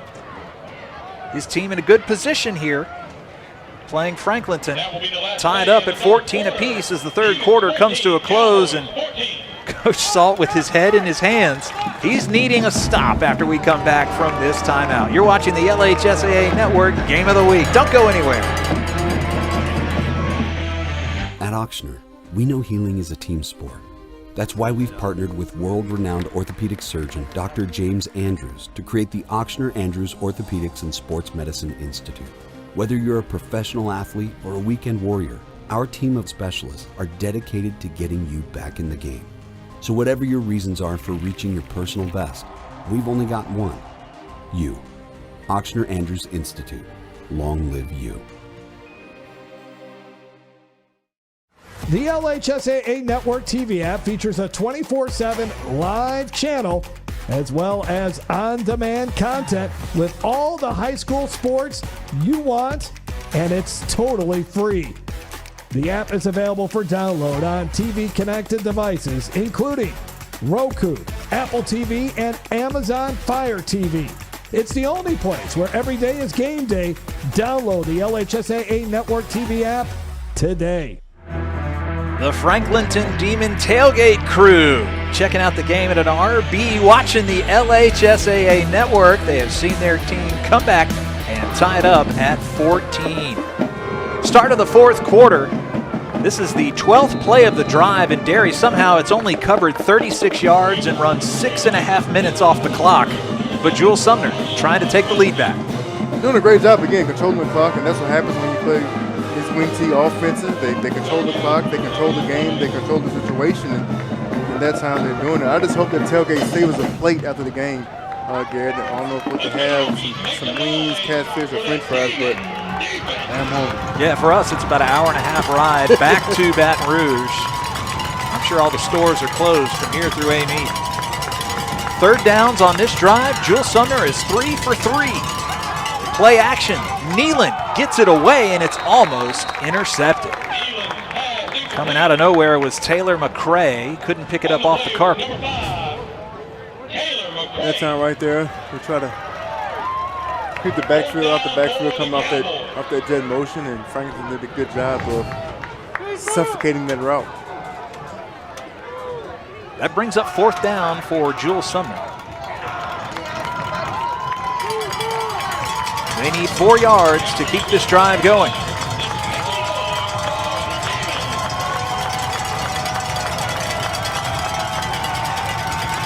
Rollout by Nealon.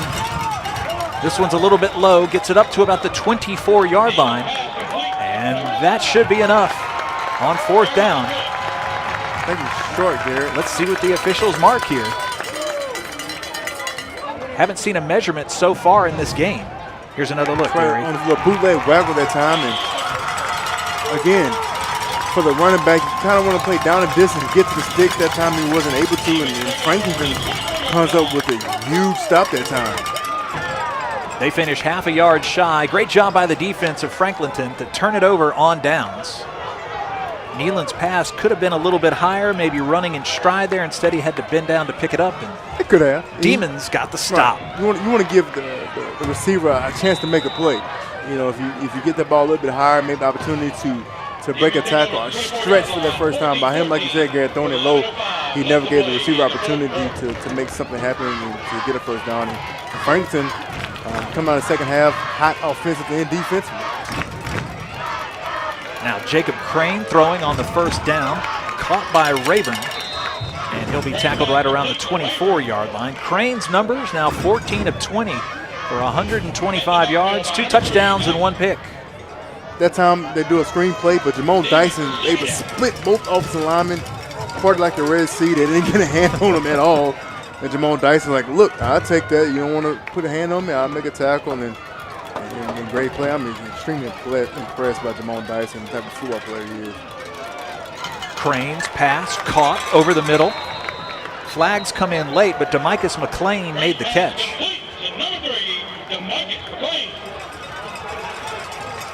See what the officials have to say. Derry in the first half. Franklinton was just 1 of 5 on third down conversions. On the last drive, they were 3 of 3, and they made a couple of changes, and it paid off for them.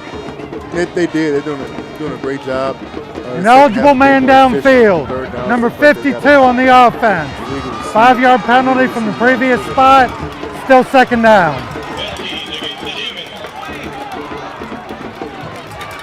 Oh, looks like the right thumb of the quarterback, Jacob Crane, might have gotten jammed on that last throw.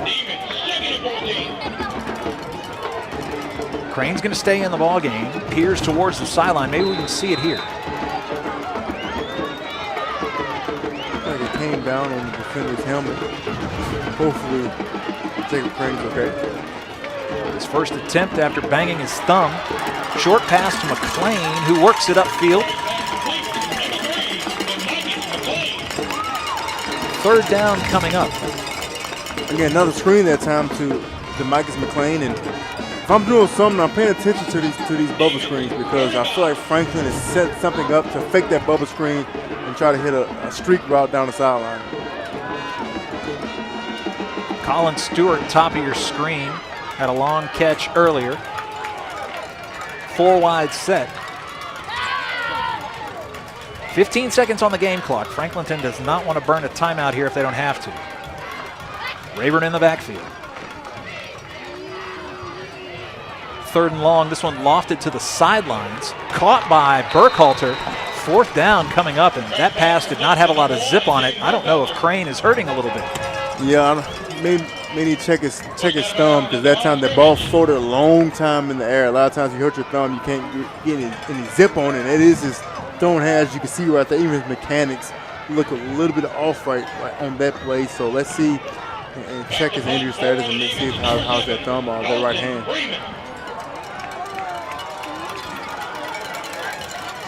Fourth and 4, and they will punt the ball away. Freeman, the tight end, puts a boot into this one. caught at the 34-yard line by Dyson. He's hit by 2 defenders and knocked down at the 40.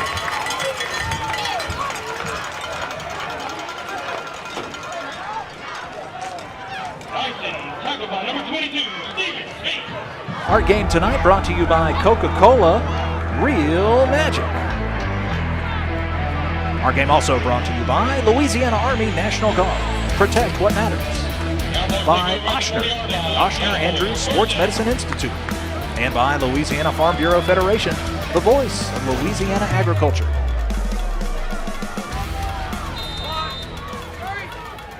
A little over 9 minutes remaining left in our ball game, tied up at 14 apiece. Jules Sumner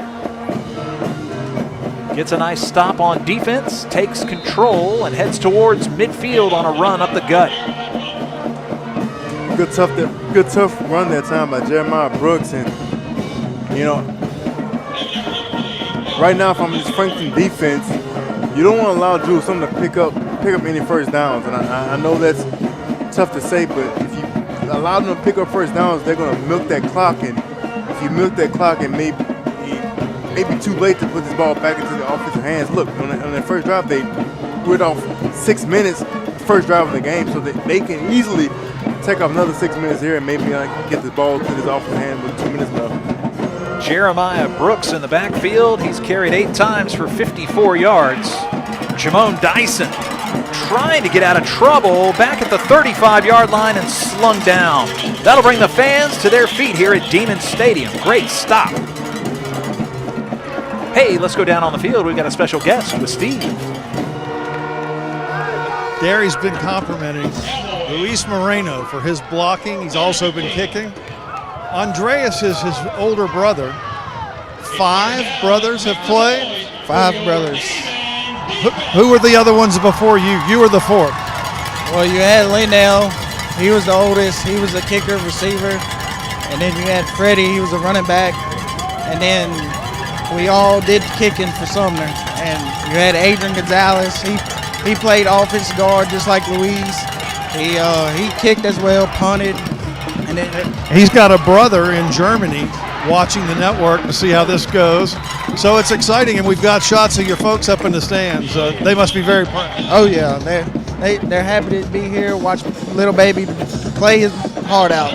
You wish you were in a quarterback to get this touchdown? I wish I could go back and put some shoulder pads and go hit some more. All right. Thank you, Andres. All right, guys, that's the story on the Morenos and Jules Sumner football. Thank you so much, Steve. Awesome. Since 2010, 5 Moreno brothers have played for Jules Sumner. And not just kicking. They have a background playing soccer, club soccer growing up here in the area. But, man, awesome story. Yeah, I believed him when he said he wanted to put his shoulder pads on. Like, he said that with conviction. Coach Career said, I don't know what I'm going to do for a kicker next year. This one rolls inside the 10. We'll see where the spot is. So back-to-back possessions turned over. And Franklinton will take over. 45 yards on the punt by Luis Moreno. Big stop that time by Franklinton defense. Like they finally settled in and take care of this wing T offense. Our game of the week coming up next Thursday will be in the 3-1-8 as Airline takes on Parkway. Should be an awesome matchup. 7 p.m. kickoff. We hope you'll join us on the network. Again, Airline and Parkway. What a prolific offense for Airline under Coach Scoggins the last couple of years. I know they averaged 49 points a game a season ago. So exciting to see them in person. So Crane, your starting quarterback for Franklinton, on the sideline, not in, I believe. Taking a direct snap, Jaden Burkhalter. He was also in the backfield with Ricardo Burris, tries to turn it up on the left side. Burkhalter, a junior, 5'9", 150. He's typically the slot receiver, Derry, right now taking direct snaps. Yeah, so it looks like they're going to probably go to a wildcat package here and put the ball in Jaden Burkhalter's hand. You're going to probably see a lot of zone reads, quarterback runs, quarterback powers. So it's going to be interesting that coming into it, Jules Sumner's running team, will Franklinton become running team right there? Looks like Jacob Crane is trying to fight through it and get back into this ball game. So let's just kind of see how the flow of the offense goes. a hydration break here in the fourth quarter. We'll have man-to-man coverage and come back with more, tied up at 14 apiece. Protect what matters most to you and find out the many ways you can benefit. 100% free tuition and fees to all state colleges. Job training in over 150 different career fields, healthcare, pay, and much more. The Louisiana Army National Guard, part-time service with lifelong benefits. Find out more by visiting www.lang-recruiting.com. When looking for a college, I wanted somewhere that would push me and allow me to kind of be the person I'd always wanted to be. Everyone here kind of has this mindset of seeing the next person succeed, and I think that just creates a Southern Miss spirit. You find what you need out of Southern Miss. What I need isn't what another student needs, but we all find something here. You don't have to be what people have said you've been. You don't have to be what people think you are. Like, coming to Southern Miss, you can totally reinvent yourself and be who you truly feel like you are meant to be.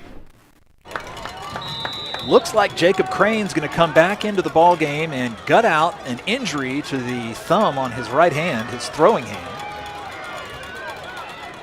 Tosses this one in the backfield into the hands of Burris, who heads towards the sideline.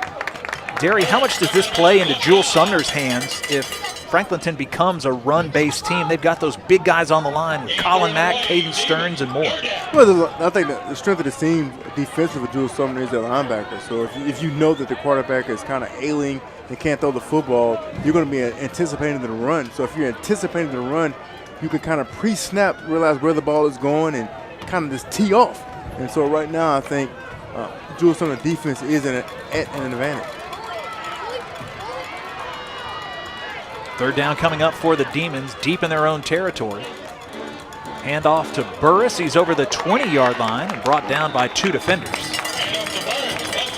Burris approaching 500 yards rushing on the season. Here's another look. Right here is following the fullback that time, Burris, and number 8, Rajon Covington, leading up the field and picking the first down. Great tough running that time by Ricardo Burris. Third down rush, picks up and moves the chains. Burris in his junior season. Last year, Franklinton only lost one game in the regular season. That was against Covington on this field. Very tough to beat at Demon Stadium. Running with a fullback right now is Franklinton. Tackle in the backfield. I think that's Colin Mack. The coaches raved about Colin Mack, how great of a football player he is. Obviously, he hasn't gotten the backfield as far as any sacks tonight. That's because for the game plan, they got the ball quickly out of out of the hand of Jacob Crane. But at that time, Colin Mack does a great job of penetration, getting the backfield. Mack came in 35 tackles, 25 tackles for loss. Huge numbers for the big man on the line. Rajon Covington running fullback, diverting away and trying to get a hard run is Burris. Goes over the left side, gains 1. Right at that time, as you can see, his hands are not, something's going on, so they're handing the ball off that time. Again, Jules Sumner knows they can't throw the football, so they're just putting an extra guy in the box and take care of the run game. Brennan Brumfield's going to sleep well tonight. He's been all over the field, approaching 10 tackles. Here's Rajon Covington, number 8, running fullback. Now Raiden Rayborn in the backfield. Flags fly. This could be on Sumner. Dead ball, encroachment. Number 56 on the defense. 5-yard penalty, still third down.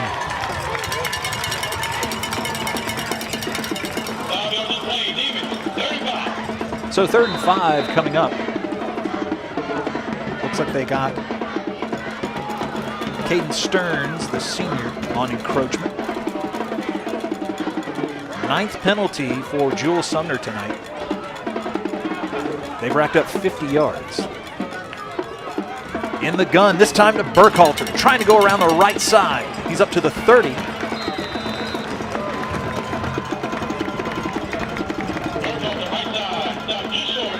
And he's stopped just short on 3rd down. Burkhalter has that speed. Try to get him to turn the corner and move the chains. This could be a big gamble here for Coach Saltaformaggio. 4th down and short. Big decision right here, being, plus out of the field. He went for it back in the first quarter. They are 1 for 1 tonight on 4th downs. Don't know if they're going to try and draw them off sides, but it'll go to Burkhalter, who's in the Wildcat. Jewel Sumner has to be disciplined here and not gift them a first down. And they do not. Timeout is called by Franklinton, our first timeout of the second half. I think it's kind of risky to go for it on this side of the field. You're in your own territory. Your defense is finally settled down in the second half as well. Hey, for the second year running, the LHSAA Network brings you a 1-hour football highlight show that covers the entire state of Louisiana. From Bossier to the Bayou, Friday night the Boot will have it. Make sure to watch each Friday night this fall starting at 11 p.m. Make sure to catch the show on the LHSAA Network live channel or watch it live on the Gulf Coast Sports and Entertainment Network. Saw some awesome games last week, all on Friday night in the Boot. Great job by Steve and our group of co-hosts. Troy LaBeouf and others have done a great job. I saw Robert Valdez of St. Aug spending some time on set. 4th down coming up. Timeout called by Franklinton. You would assume they'll send the punting unit back up.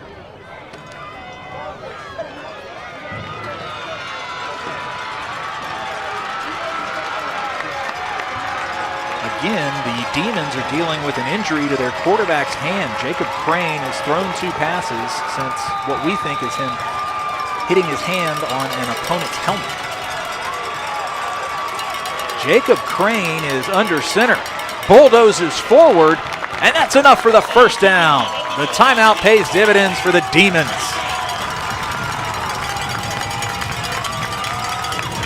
Good job that time, quarterback sneak. Most easiest and efficient play there is in football is a quarterback sneak. And I just want to talk about the not only the mental toughness, but the physical toughness from Jacob Crane to stick it out, stay in this football game.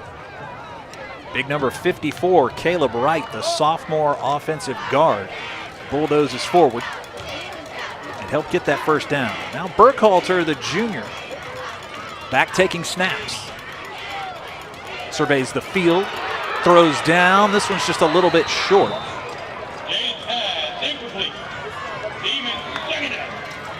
That one had a little flutter to it.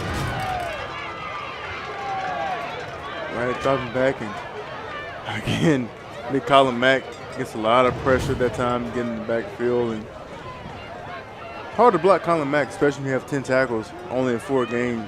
Garrett, just an outstanding football player, and peeled his ears back that time as they begin the backfield.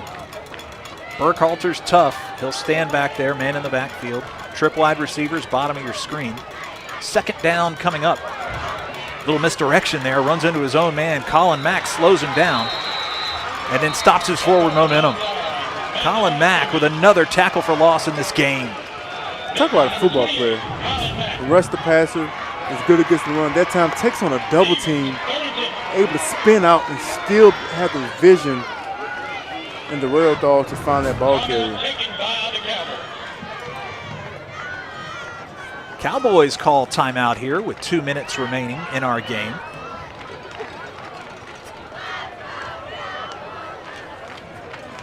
The High School Spotlight, now in its 3rd season, airs live on Wednesdays at 7 p.m. on the LHSAA Network live channel. The High School Spotlight features all the top stories in high school athletics from around the state in all LHSAA sports.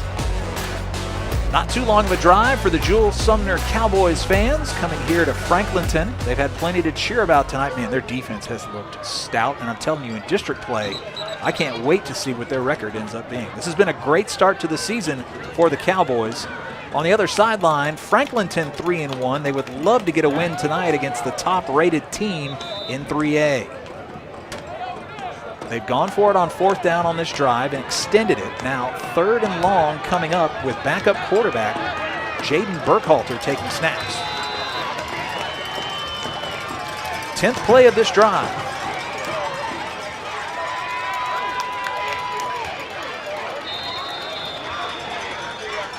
Franklinton and Jules Sumner. 2 timeouts remaining.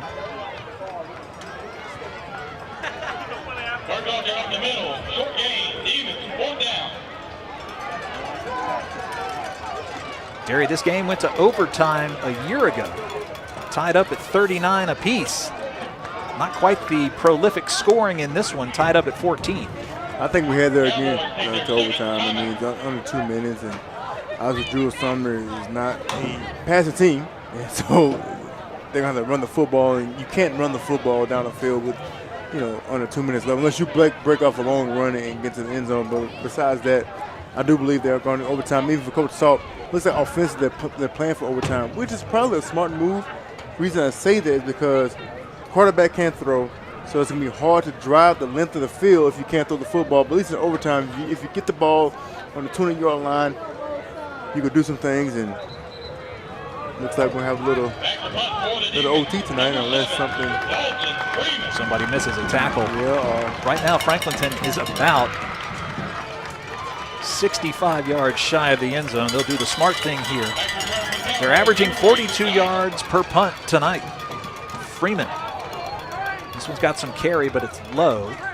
Dyson lets it go. And the ball will be spotted at the 22-yard line. Does Jules Sumner have enough left with 1:47 remaining to get down the field and get in the end zone?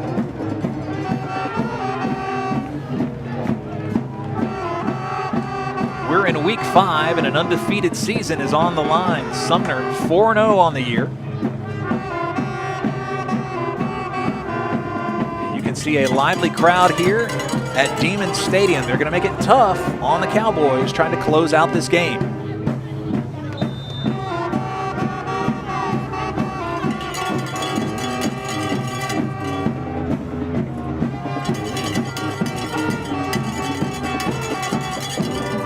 Dyson over 100 yards rushing tonight. Jeremiah Brooks has filled it up as well. Eli Nealand under center. Has a little pressure, gets tripped up and lost the ball. Did he lose the ball before his knee came down? Oh my, Franklinton with the turnover. This ball's in the hands of Rajon Covington. The first play of the drive, and it looks like Nealand turned it over. Huge play that time from Franklinton defense, but huge play again from Nealand on the further run the wrong direction. Look, if I'm Jules Sumner, you can't throw the football. You're not throwing a football team, and at this point, I'm running the football. Hopefully, you break a long play. If not, just play for overtime, because right now you can't drive the length of the field. Looks like they're reversing the call, though. Sumner is going to end up keeping the football after the officials confer.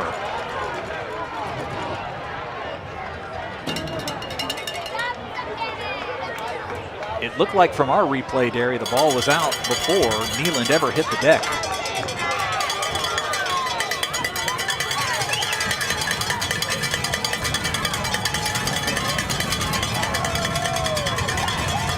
.130 remaining in our game.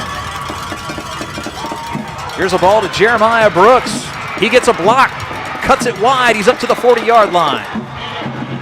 Clock will stop momentarily as they move the chains. That's the kind of run that Jules Sumner was praying for here with a minute and a half remaining. Jeremiah Brooks that time able to rip off a long run and kind of keep the drive alive for Jules Sumner. The Cowboys are 60 yards from the end zone. They'll hand off to Dyson. Dyson cuts it inside and picks up 7 yards on the carry. Jules Sumner down to their final timeout. 1 minute remaining. Right at a previous run for Jeremiah Brooks that time. Big man putting him up, putting him down. Cowboys back up to the line. 2nd down and 3. Over midfield, that's Jakari Brown. Brown's got enough to move the chains. Again, the clock will freeze, 41 and a half. Hey, look, Jules Sumner offense, they're patient all game long as far as waiting for the play call to come in. A little bit different scenario right here, running a 2-minute offense and getting the play in quickly. A run up to the middle, and they might just be headed for a thought on overtime now. Timeout is called by the Cowboys. That's their last.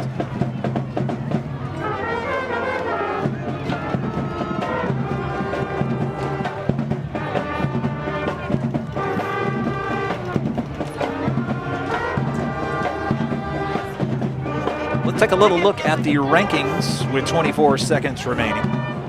Jules Sumner now rated number 1 in 3A. They're ahead of St. James and Sterlington. Again, earlier said that they made the Superdome last year. Madison Prep into the quarterfinals as well. Bunkie, top 5. They are undefeated, and so is Gina out of the Alexandria area. Bunkie was the one who ended the season last year for Jules Sumner at the Holt. In 4A, also in the top 10, Franklinton at number 5. It's North DeSoto. Luke Delafield, their star quarterback, at the top of the rankings. Turlings Catholic and St. Thomas More out of the Lafayette area in the top 3. Both coaches. Franklinton coming back out on defense. They've got 24 seconds remaining to try and force overtime. Jules Sumner and quarterback Eli Nealand have only attempted 5 passes tonight. He's connected on 2 of them. Loads up, throws down the field. Oh, in and out of the hands of the intended receiver. That was Kennedy James. What would have been the longest play of the night for Eli Nealand is an incomplete pass. That time, take a deep shot down to Kennedy James, 4.4 speed at the time, able to get back to the football, but if that ball hits his hands, and I believe nobody in the state would have caught him. They don't have they don't have any timeouts remaining. They would have had the ball inside the 15-yard line. The clock would have frozen just in time to move the chains. They could have gotten another quick pass away. You know, coming full, Garrett, if he catches that football, that's touchdown. Yeah, I don't know if the defensive back's going to be able to chase him. They'll go with the safe route. Jerome Dyson. Dyson to the 40. And he'll run out with about 10 seconds remaining. So now a chance for a Hail Mary ball. Dyson that time, they sealed the edge pretty well, and good job that time by Kennedy James not to pick up a block in the back. One time this evening, we've seen Jules Sumner in a 4-wide set. Will they do it again here for what could be the game's final play? They are out of timeouts.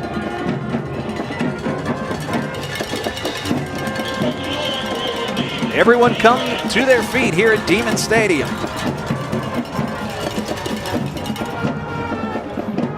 It looks like Franklinton just wanted a preview of how Jules Sumner was coming out because Coach Saltaformaggio calls timeout.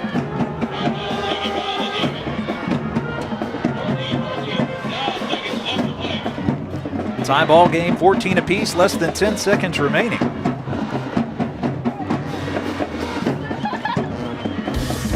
Starting this fall on Sundays at 6:30 p.m., catch Game Changers, which showcases the athletes and coaches making waves in Louisiana high school sports. And don't forget to watch archived episodes on demand on the LHSAA Network TV app. Spencer Barrett doing a great job with Game Changers. Tune in Sundays at 6:30. Derry, this ball is going to need to go about 35, 40 yards in the air. What are your thoughts on a good play here? Maybe 4-wide set and then try and get into the corner of the end zone? What are we thinking? I just don't know the arm strength of Nealand, so I'm not sure what they're going to do. It's a pass to the flats. It's caught. And that should be the final play of our regulation. Out of the timeout, a pass to the flats. We'll take one quick break, come back, and overtime on deck here. The LHSAA Network Game of the Week. Buying online is easy, but not when it comes to buying medications. Counterfeit pills and other illicit substances are being laced with fentanyl. Kids are dying from these fake pills. Fentanyl is 50 times stronger than heroin. A lethal dose is smaller than a pencil point. Worse yet, medical professionals can't tell the difference between real pills and their counterfeits. Don't take anything that doesn't come from your doctor. Buying online can leave you flatlined. At Ochsner, we know healing is a team sport. That's why we've partnered with world-renowned orthopedic surgeon Dr. James Andrews to create the Ochsner Andrews Orthopedics and Sports Medicine Institute. Whether you're a professional athlete or a weekend warrior, our team of specialists are dedicated to getting you back in the game. So whatever your reasons are for reaching your personal best, we've only got one: you. Ochsner Andrews Institute. Long live you. The LHSAA Network TV app features a 24/7 live channel as well as on-demand content with all the high school sports you want, and it's totally free. The app is available for download on TV-connected devices, including Roku, Apple TV, and Amazon Fire TV. It's the only place where every day is game day. Download the LHSAA Network TV app today. Jewel Sumner wins the coin toss here to start overtime. Both teams will have a shot from the 10-yard line and 4 downs to try and get into the end zone. 243 yards rushing tonight for Jewel Sumner, just 55 for Franklinton, but the Demons have won the aerial battle, 132 passing yards to just 16 for the Cowboys. Game totals, 259 for Jewel Sumner, 187 for Franklinton. Cowboys will come out on offense first. Derry, they need to gain 10 yards. Defense plays such a key role here, especially if you can turn them over on downs. Something as simple as a field goal can win the game for you. It does, but it also shrinks the field, so the offense has to be very efficient on what they're doing. Obviously, with Wilson running the football kind of works in their favor. But our Franklin defense is a whole other ball game. So refocus, lock in defensively, read your keys, D-line get pressure, linebackers, the lineman will take you to the football every single time. If I'm doing Sumner, physical offense, get off the block and see what they can do. Timeout taken by the Cowboys. After the overtime break, timeout taken by the Cowboys. I guess they had the wrong formation running out there. We saw 55, Jakeem Brown, a sophomore, come into the left side of our screen late.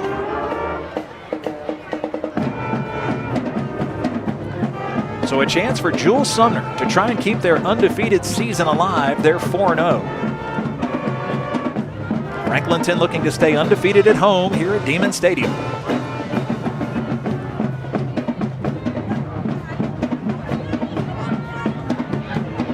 Great night rushing the ball, almost 200 yards cumulative between Dyson and Brooks for Jewel Sumner. Dyson with 118 and a touchdown.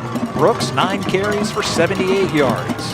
That's Brooks, number 9, in the backfield. Nealon gives to the fullback, dives forward and gets inside the 5-yard line. Brooks running hard between the tackles.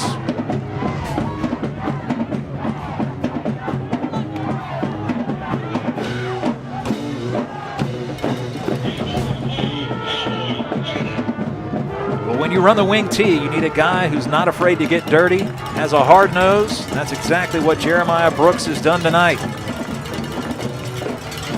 Dyson makes one cut, tries to shed the defender, but Rajon Covington stops him shy of the goal line. Good job that time by Rajon Covington. Making an outstanding tackle that time, and kudos to this Franklinton defense, and they did an outstanding job, Garrett, especially towards the end of the first half and the whole second half of stopping this running attack. Made some great adjustments. Not so much adjustments. They didn't really do anything scheme-wise. They just got a lot more penetration from the defense. Linebackers were able to read their keys and get to the ball. 3rd and goal from the 3.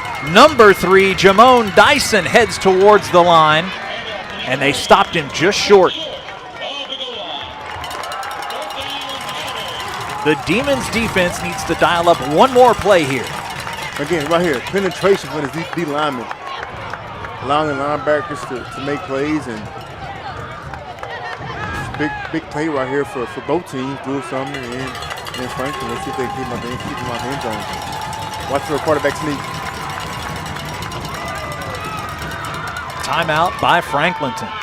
I don't know if we could see that play one more time. 92, Sam Brady, the nose guard, got an arm on Dyson and slowed him down. Dyson makes his cut. Brady gets an arm on him, and they keep him out of the end zone. Getting 11 guys to football is key defensively, flying around, making plays, and Franklin's done a good job of that second half and now in overtime. And so right here, I was on the 1 yard line. I think they are going to run a quarterback sneak. The only way you stop a quarterback sneak, your D linemen they have to submarine, and hopefully your linebackers can come over the top to keep the quarterback out of the end zone. Here's another look from our end zone cam. How close did he get? Let's see. Looks like he was short. Jewel Sumner tonight, 1 for 1 on 4th downs. They need less than a yard.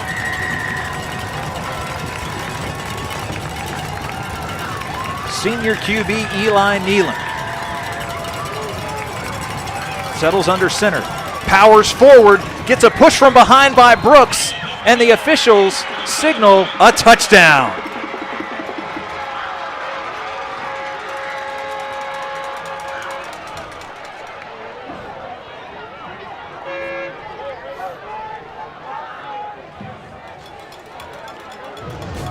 Let's take another look at Nealon's run.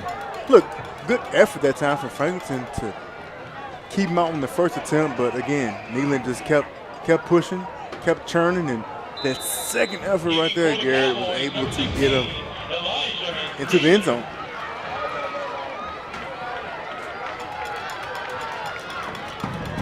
Third extra point attempt of the night for Eli Nealon. Quarterback puts his leg through it, and it's right down Broadway. What an impressive showing by Jewel Sumner on the road tonight. Took the early lead 7-0, then 14-7. They have scored in overtime. And Jewel Sumner with the lead, 21-14. Well, if you're Franklinton's got to respond. Respond offensively, settle down, settle in, and Franklinton's couple of guys are extremely upset, and the game's not over. Control the body language and support your guys offensively. Okay, Derry, in the second half, we saw Jacob Crane sprain the thumb on his throwing hand. They did a lot of direct snaps to Jaden Burkhalter, trying to take advantage of his speed. Looks like they'll do that again. Burkhalter in the backfield.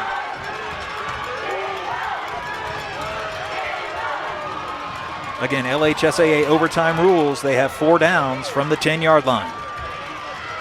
Rayburn swallowed up in the backfield. Minimal gain there, and Jamone Dyson with the tackle.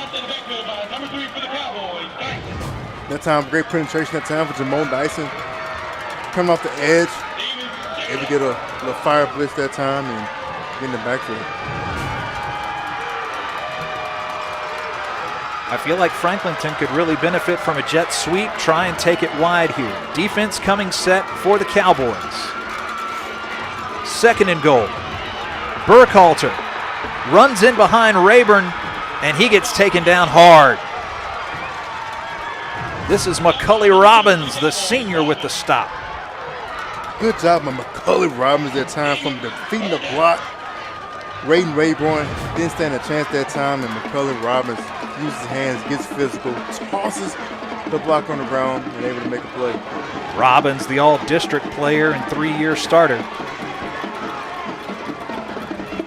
Looks like they lost 3 yards on that play. Looks like the backup QB, Jaden Burkhalter, normally your slot wide receiver, limping a little bit as well.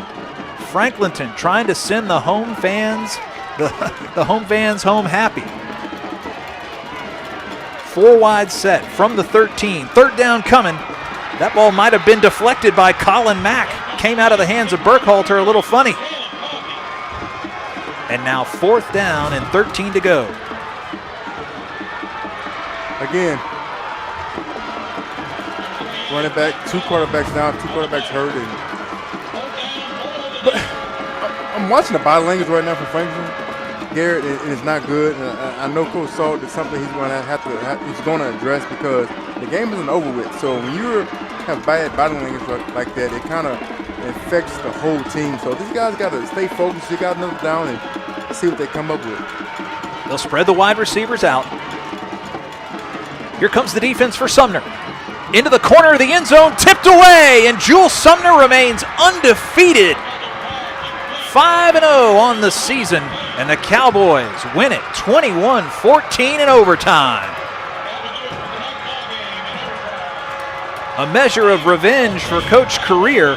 Let's see how this one's tipped away. Right here again, obviously something's wrong with his leg, so he has no torque to kind of push that ball, and great job that time by the defender, number 12, Kennedy James, coming up with that big-time play. Obviously, right before the game, he had a drop pass, but able to redeem himself and come on with a big stop defensively to keep Jules Sumner undefeated.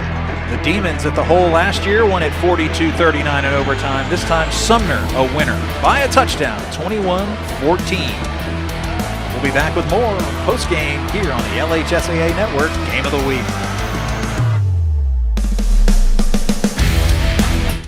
Protect what matters most to you and find out the many ways you can benefit. 100% free tuition and fees to all state colleges. Job training in over 150 different career fields, healthcare, pay, and much more. The Louisiana Army National Guard. Part-time service with lifelong benefits. Find out more by visiting www.lang-recruiting.com. So it's going to come down to this. Can they do it?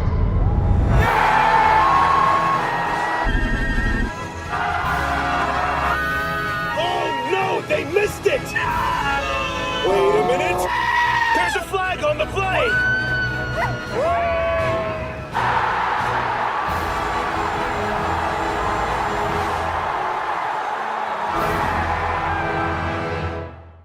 For over 100 years, our families have gathered together to share with each other our challenges and hopes, to take this light we've been gifted and paint a brighter future for the next generation. The seeds we plant today are the bounty we harvest tomorrow. As farmers, we know that together we're stronger than we could ever be apart. We're the Louisiana Farm Bureau, and we're the voice of Louisiana agriculture. 21-14 in overtime. Jules Sumner, the Cowboys get the win on the LHSAA Network Game of the Week. Garrett Wolver, Derry Beckwith, Steve Schneider with you. What a huge win for the wing T running Jules Sumner Cowboys on the road here at Demon Stadium. One thing I like about Jules Sumner, they were resilient and stuck with it. Started off hot in the first quarter, running attack, kind of slowed off in that first half, and even the second half, Franklinton came out defensive, stopped the run game, but they stuck with it. Jules Sumner able to get into overtime, and they made one more play than Franklinton. And again, stay undefeated, #1 team in Class 3A division. Let's go down on the field with Steve and our player of the game. Oh.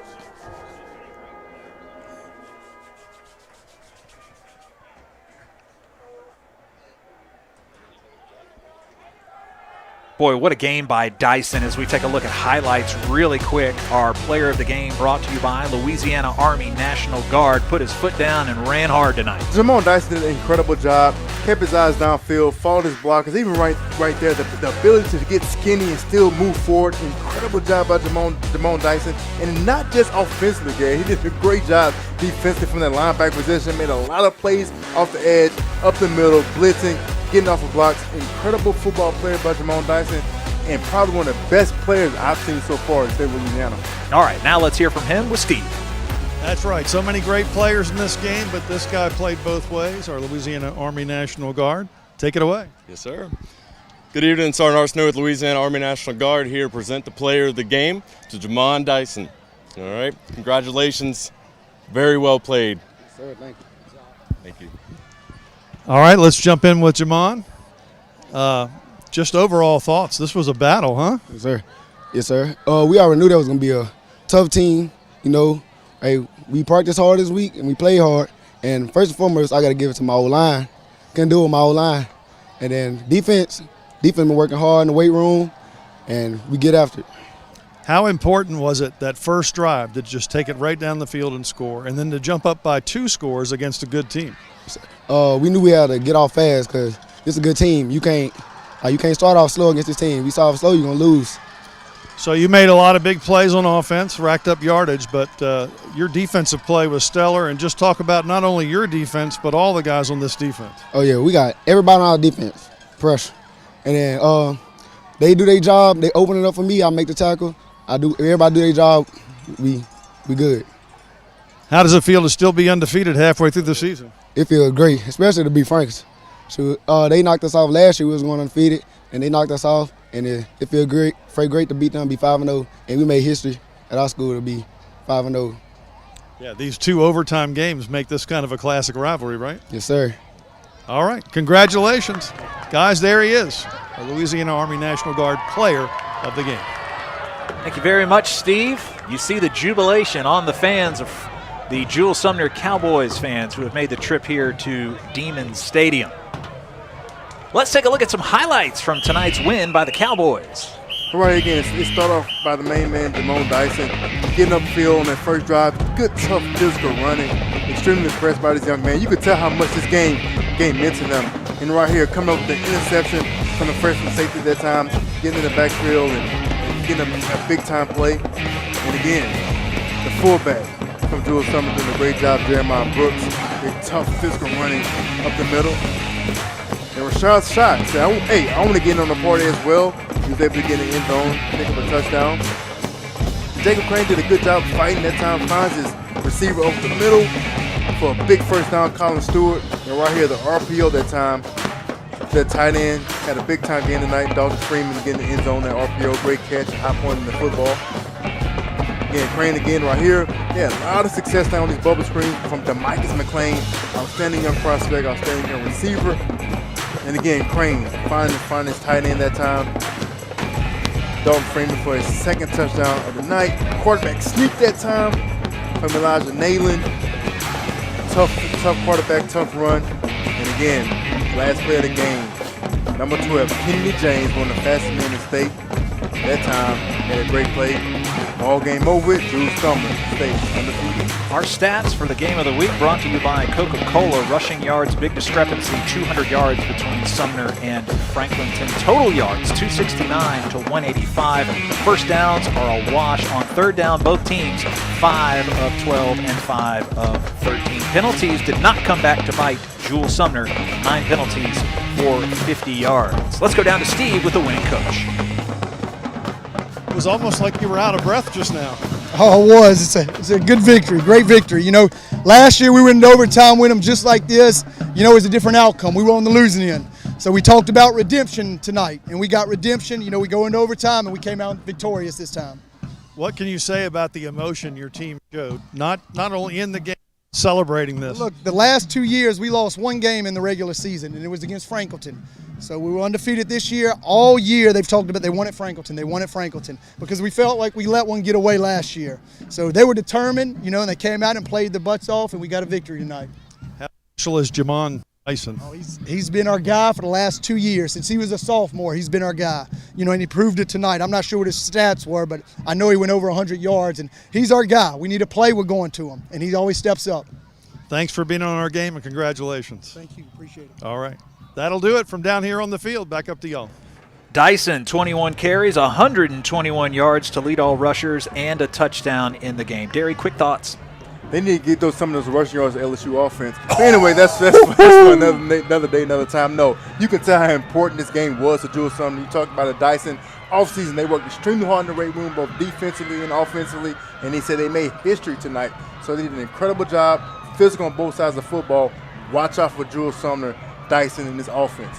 Jules Sumner's next game at Springfield. Franklinton will take on Abbeville in the weeks to come. The Cowboys get a win 21-14 on our LHSAA network game of the week. You can join us next Thursday at 7 p.m. Central from the 318. We're heading up to Shreveport as Airline invades Parkway. Should be a great matchup in the Shreveport-Bossier area. We hope you'll join us on the broadcast. For Derry Beckwith, Steve Schneider, and our spotter Tommy Cooper, I'm Garrett Walbert. Good night and God bless everybody. We'll see you next week right here on the LHSAA Network. Ochsner, we know healing is a team sport. That's why we've partnered with world-renowned orthopedic surgeon Dr. James Andrews to create the Ochsner-Andrews Orthopedics and Sports Medicine Institute. Whether you're a professional athlete or a weekend warrior, our team of specialists are dedicated to getting you back in the game. So whatever your reasons are for reaching your personal best, we've only got one: you. Ochsner-Andrews Institute. Long live you. The start of school means the start of new sports seasons, which unfortunately can mean injuries. Too often, sports injuries are treated with opioids, leading to addiction among our youth. And drug addictions can cause overdoses and deaths. If you're injured, ask your doctor for medicines and therapies that don't use opioids. And if you're struggling with opioid addiction, we can offer treatment. Opioid addiction is a losing game. You can help. Learn more at realhelpvr.com. That's realhelpvr.com. If you want to break the rock, you need to make yourself indestructible. If you want to play between the hedges, you need to work out there, up there, down there, everywhere. If you want to reach the win bar, you need to lose sleep, lose count. You need to play every game like you got nothing to lose.